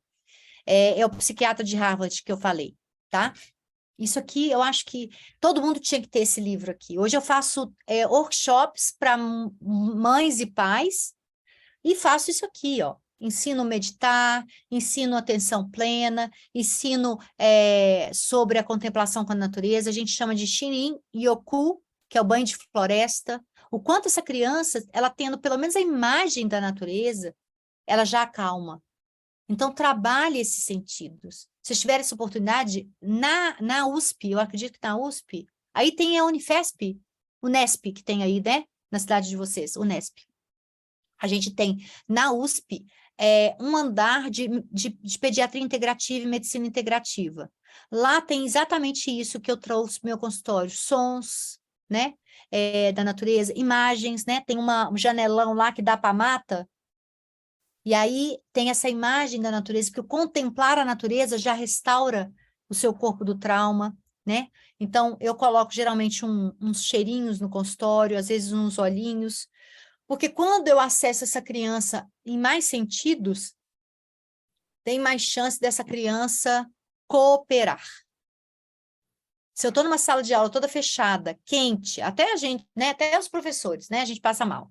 Então, uma sala fechada, sem ventilação, sem iluminação, não tem jeito das crianças ficarem quietas. Se eu tenho uma professora ali, gente, eu entendo todas vocês, professores, que fazem isso, porque eu fui mãe assim, eu fui a louca do grito também, tá? Porque os meninos só colaboravam quando eu gritava que eles assustavam. Libera cortisol, né? O grito é a nova palmada. O grito é a palmada do século XXI, tá? Então, e eu sei que é difícil segurar, porque às vezes a gente está por aqui. Então, vamos nos cuidar para a gente gritar cada vez menos. O poder que o nosso tom de voz e as nossas pausas têm de levar as crianças e os adolescentes para o relaxamento. Ah, mas nossa senhora, eu estou lá falando num tom de voz bem baixo, os meninos estão gritando lá no fundo da sala. Então, o que eu posso fazer para chamar eles para cá? E é isso que a gente não tem esse arsenal, né? E é isso, é ir lá, estar no meio desses que estão falando. Gente, eu estou falando uma coisa muito interessante aqui. Vocês querem ouvir? Quem de vocês quer ir lá falar sobre o que eu estou falando? Eu estou falando lá sobre a célula. Quem quer falar lá, no meu lugar, sobre a célula? De uma forma mais interessante do que o que eu estou falando.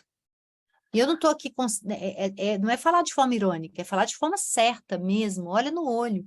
Fulano, eu sei que você estudou célula, vai lá na frente, vamos lá, vamos fazer junto.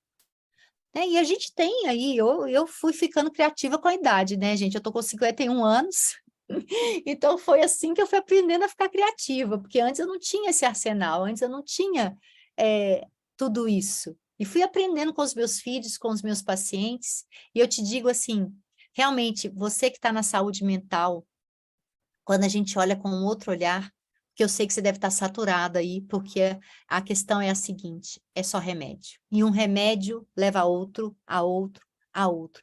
Tem gente que toma 5, 6 remédios. Tem paciente que chega no meu consultório, adolescente de 13, 14 anos, com 5 remédios, gente. Ah, a gente está falhando. Estamos falhando. E somos corresponsáveis, sim. Né? Não é normal. Tem um outro livro que eu quero falar, eu sou cheia de mostrar livro, O Mito do Normal. O Dr. Gabor Maté é um neurocientista, neuropsiquiatra, que estuda trauma. Então, ele que faz, a gente, é uma bíblia mesmo, o quanto a gente está acreditando que é normal adoecer, né? Que é normal esse tanto de diagnóstico de TDAH, que é normal falar que o índice de autismo é tremendo dessa forma. E aí a medicina vem explicar, e desculpa aí, né, porque eu tô nesse meio também, a medicina vem falar que agora a gente é mais capaz de fazer diagnóstico. Ah, não, gente, fala a verdade, vamos olhar para a verdade. Quem está na prática, no dia a dia dentro do consultório, sabe que não é que a gente que está enxergando mais. Não é a gente que está ficando melhor no diagnóstico, não. As pessoas estão adoecendo mesmo. E a gente precisa estudar epigenética, o quanto o meio adoece. Né? E quando a gente começa a fazer esse trabalho, né, de mais amplo, o quanto a gente diminui lá ansiedade, depressão, suicídio, autolesão. É incrível que quando eu faço, as pessoas, falo, às vezes as pessoas não acreditam, quando eu acolho essas mães das adolescentes que se automutilam e ensino para elas expressar as emoções, que às vezes é mãe que não grita nunca, às vezes a gente precisa gritar, mas não grita com o menino, grita lá no quarto, dá umas porradas na cama, e aí depois se acolhe, para pôr para fora a raiva toda que a gente tem acumulada. E isso está aqui também, é a catarse, mas eu preciso depois, porque a gente aprendeu, coloca a raiva para fora, eu preciso depois me acolher. O meu corpo não sabe que eu estou me abraçando. Meu cérebro sabe, mas meu corpo não sabe. Eu estou liberando a ocitocina da mesma forma quando eu faço isso.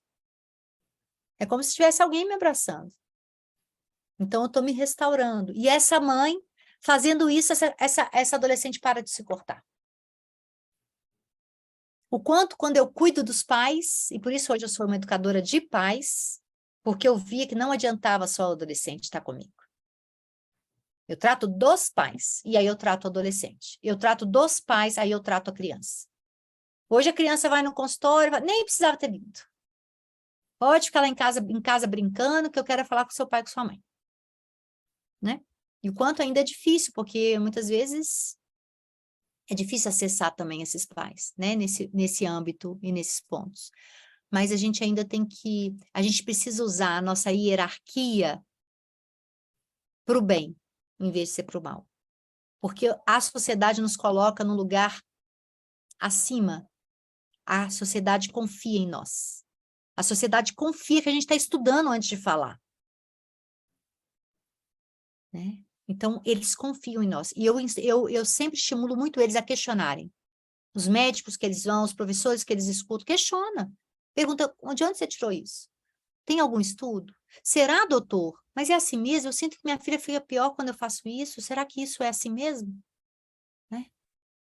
Porque eles foram aprendidos a se calar. Se cala diante da autoridade. Porque eu me calei diante do meu pai e da minha mãe.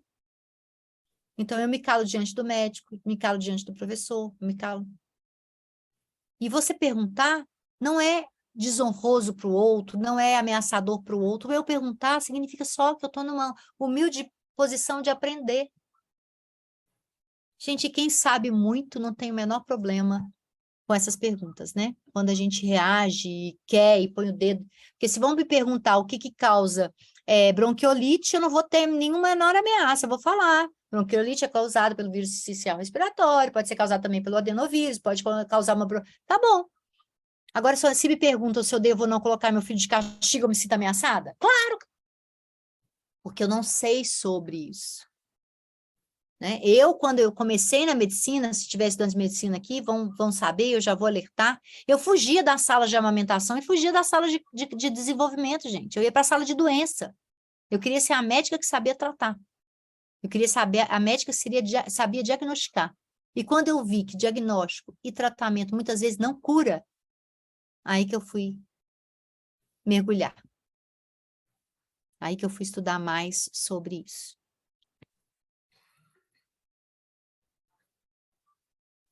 Alguém tem mais alguma pergunta? Bom, nós gostaríamos de agradecer. Tem?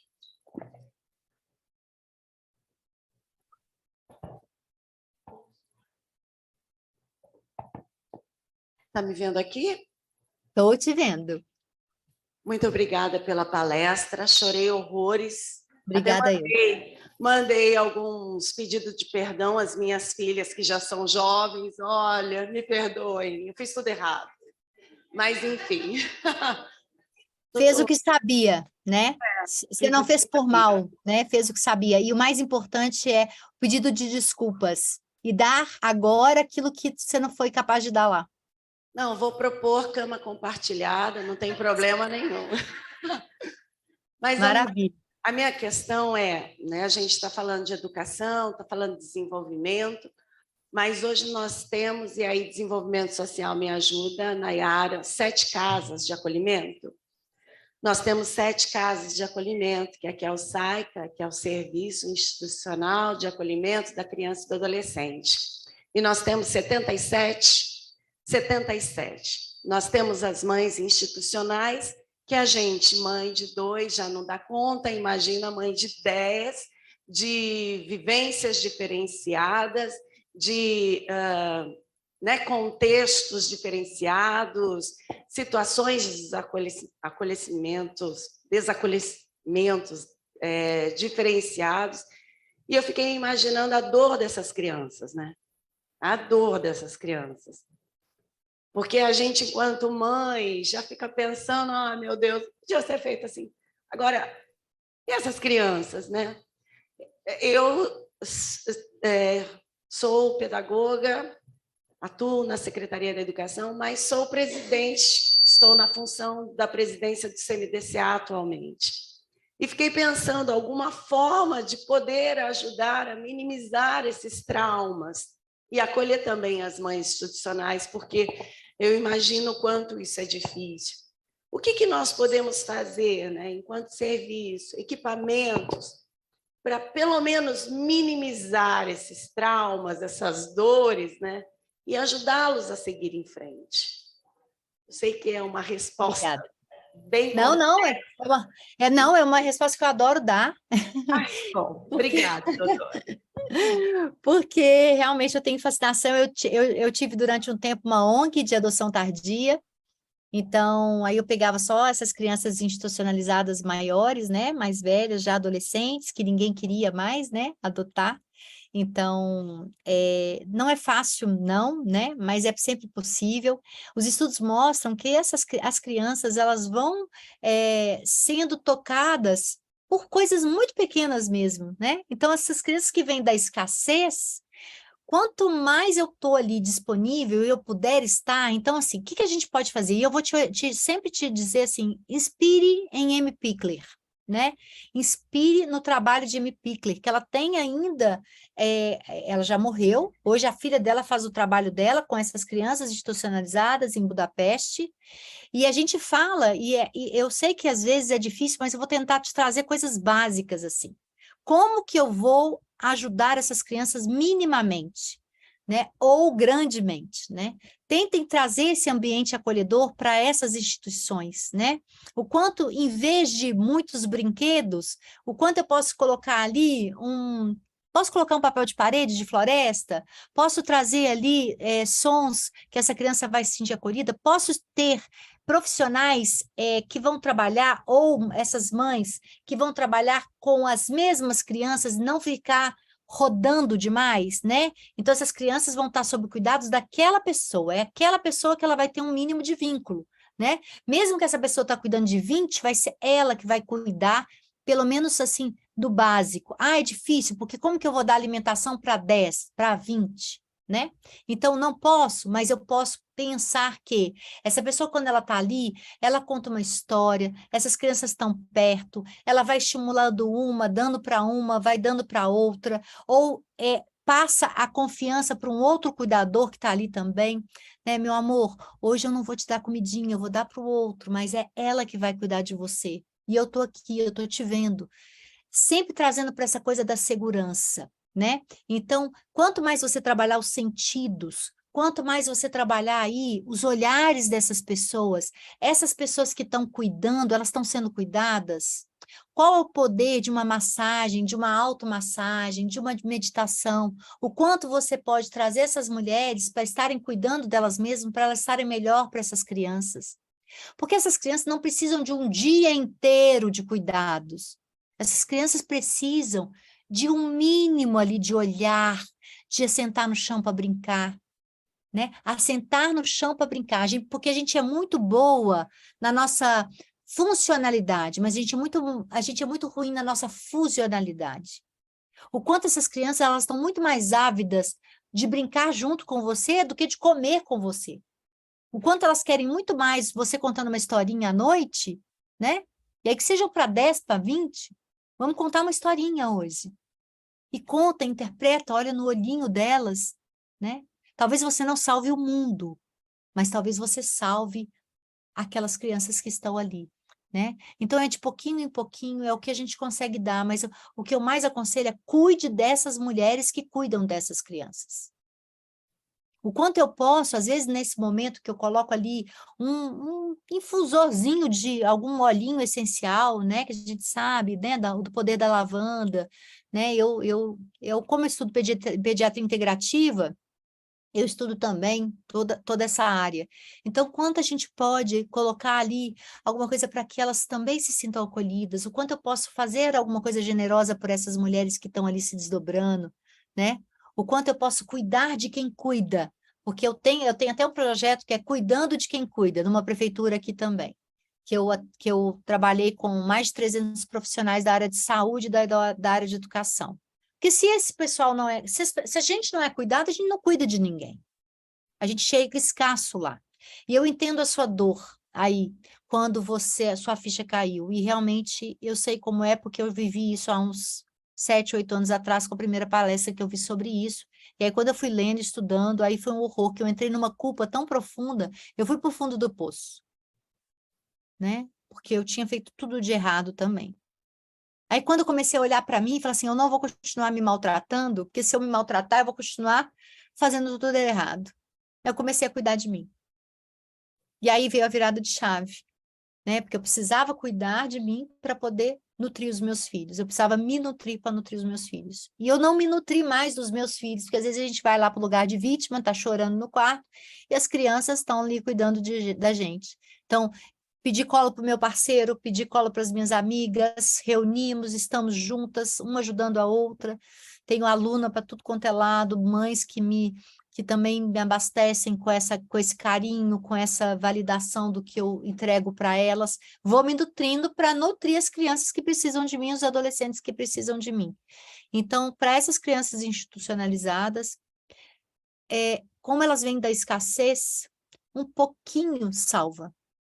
É incrível o poder que tem esse olho no olho, esse toque, trazer para o colo, ajudar, saber que o comportamento delas conta a história delas. Hoje, no meu consultório, eu não faço uma anamnese típica que me ensinaram lá na escola. Minha anamnese é um iceberg.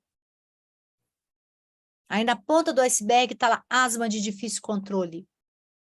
Aí eu pego o que está debaixo desse iceberg, destrincho. Quanto fica com a mãe, quanto fica na escola, o que essa criança come, o que ela deixa de comer. Aí eu abordo tudo isso aqui. Aí tem criança que está ali com corticoide, com bronquodilatador de longa duração, com um monte de remédio, remédio tal, tal, tal, e essa criança vai saindo do remédio. E às vezes eu estou cuidando dessa criança e cuido do pai, o pai estava hipertenso, aí já começa a cuidar, começa a cuidar do ambiente, ele pode diminuir o tratamento com os hipertensivos. E é inacreditável o que acontece quando a gente vê, né? E essas crianças institucionais, é isso, seja testemunha do amor na vida delas. Mostre para elas que elas são amadas, porque elas acham que não são amadas. E aí, algumas ficam quietinhas lá no cantinho. Eu, quando tinha a ONG de adolescência, eu não esqueço do caso de um menininho que tinha as visitas, né? Tinham algumas visitas esporádicas, tal, para apadrinhamento e tudo mais, e tinha um menino lá com 15 anos que ele nem se mostrava mais, porque as crianças pequenas vão se mostram, né? Querem que as famílias gostem do jeitinho delas. Esse menino de 15 anos, ele ficava lá no cantinho, lá, sempre. Chegava as pessoas, ele tinha tanto recebido negativa na vida, né? E ele ficava lá no cantinho, aí um dia chegou as famílias lá, e ele foi lá pro cantinho consertar a bicicleta dele. Estava lá consertando a bicicletinha, não tinha nada para consertar. Aí a família virou e falou assim, quem é aquele menino? Aí as pessoas que trabalhavam lá contaram a história dele, nós queremos ele. Ele é nosso filho. Só que aí nessa questão de apadrinhamento também tem um tanto de confusão que não pode e tal. Mas a conclusão é que essa criança que já estava aí na tábua da beirada, né? Porque é até uma certa idade que você pode fazer essa adoção tardia, ele foi para essa família e é incrível, né? É incrível a gente ver. E esses meninos que estão aí há muito tempo translados, geralmente eles já foram para uma família, foram devolvidos porque se comportaram mal, devolvidos porque tinham um jeito assim que não agradou, devolvidos porque são filhos reais, né? As pessoas estão achando que filho vem do jeitinho que eu planejei na cabeça. E se não segue a minha cartilha da perfeição, não serve para mim.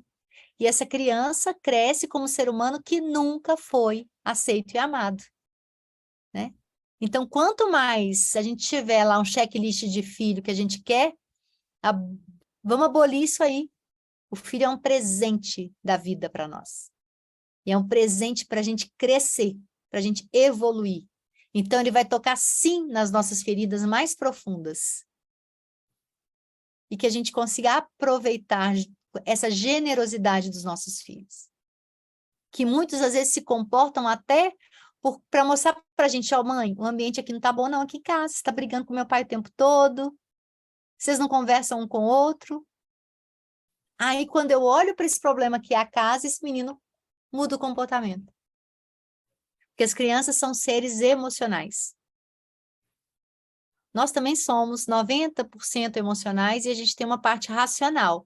Só que o nosso cérebro já está formado. A neurociências, os últimos estudos mostravam que esse cérebro se formava com 28 anos. Né? Então, essa capacidade cortical, de consciência, vinha aos 28. Os novos estudos de neurociência estão falando 40 anos.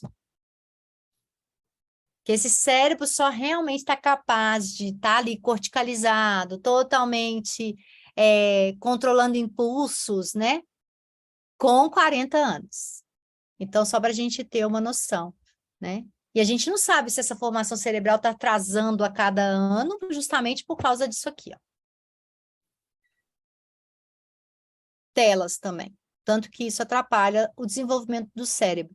E o quanto isso adoece. A tela adoece, porque a tela é uma anestesia instantânea. Então, tem gente que vai para a droga, tem gente que vai para a comida e tem gente que vai para a tela. E os vícios são todos iguais, só que tem um vício bonitinho para a sociedade e o vício ruim.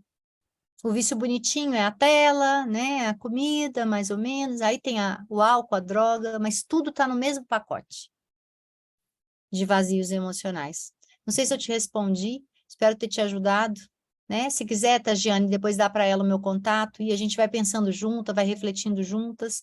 Para mim também é um aprendizado estar com vocês, infelizmente eu não pude estar aí, mas o que vocês acharem que eu possa ajudar em algum ponto, eu estou à disposição, tá? E às vezes a gente começa pelas pequenas coisas para depois ir para as grandes coisas. E a gente começa a ver o resultado nas crianças no dia a dia.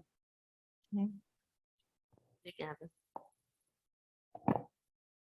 Bom dia, doutora Juliana. Bom dia. Não é uma pergunta, tá? Meu nome é Jefferson. Eu estou como coordenador da educação infantil de 0 a 3 anos. Então, eu queria parabenizá-la pela sua fala. Estou muito feliz, estou muito emocionado. E estou convicto, com a sua convicção, eu também estou estudando abordagem Pickler faz 4 anos. Então, eu acredito que a abordagem Pickler para criança de 0 a 3 anos, ela faz a diferença na vida de qualquer criança.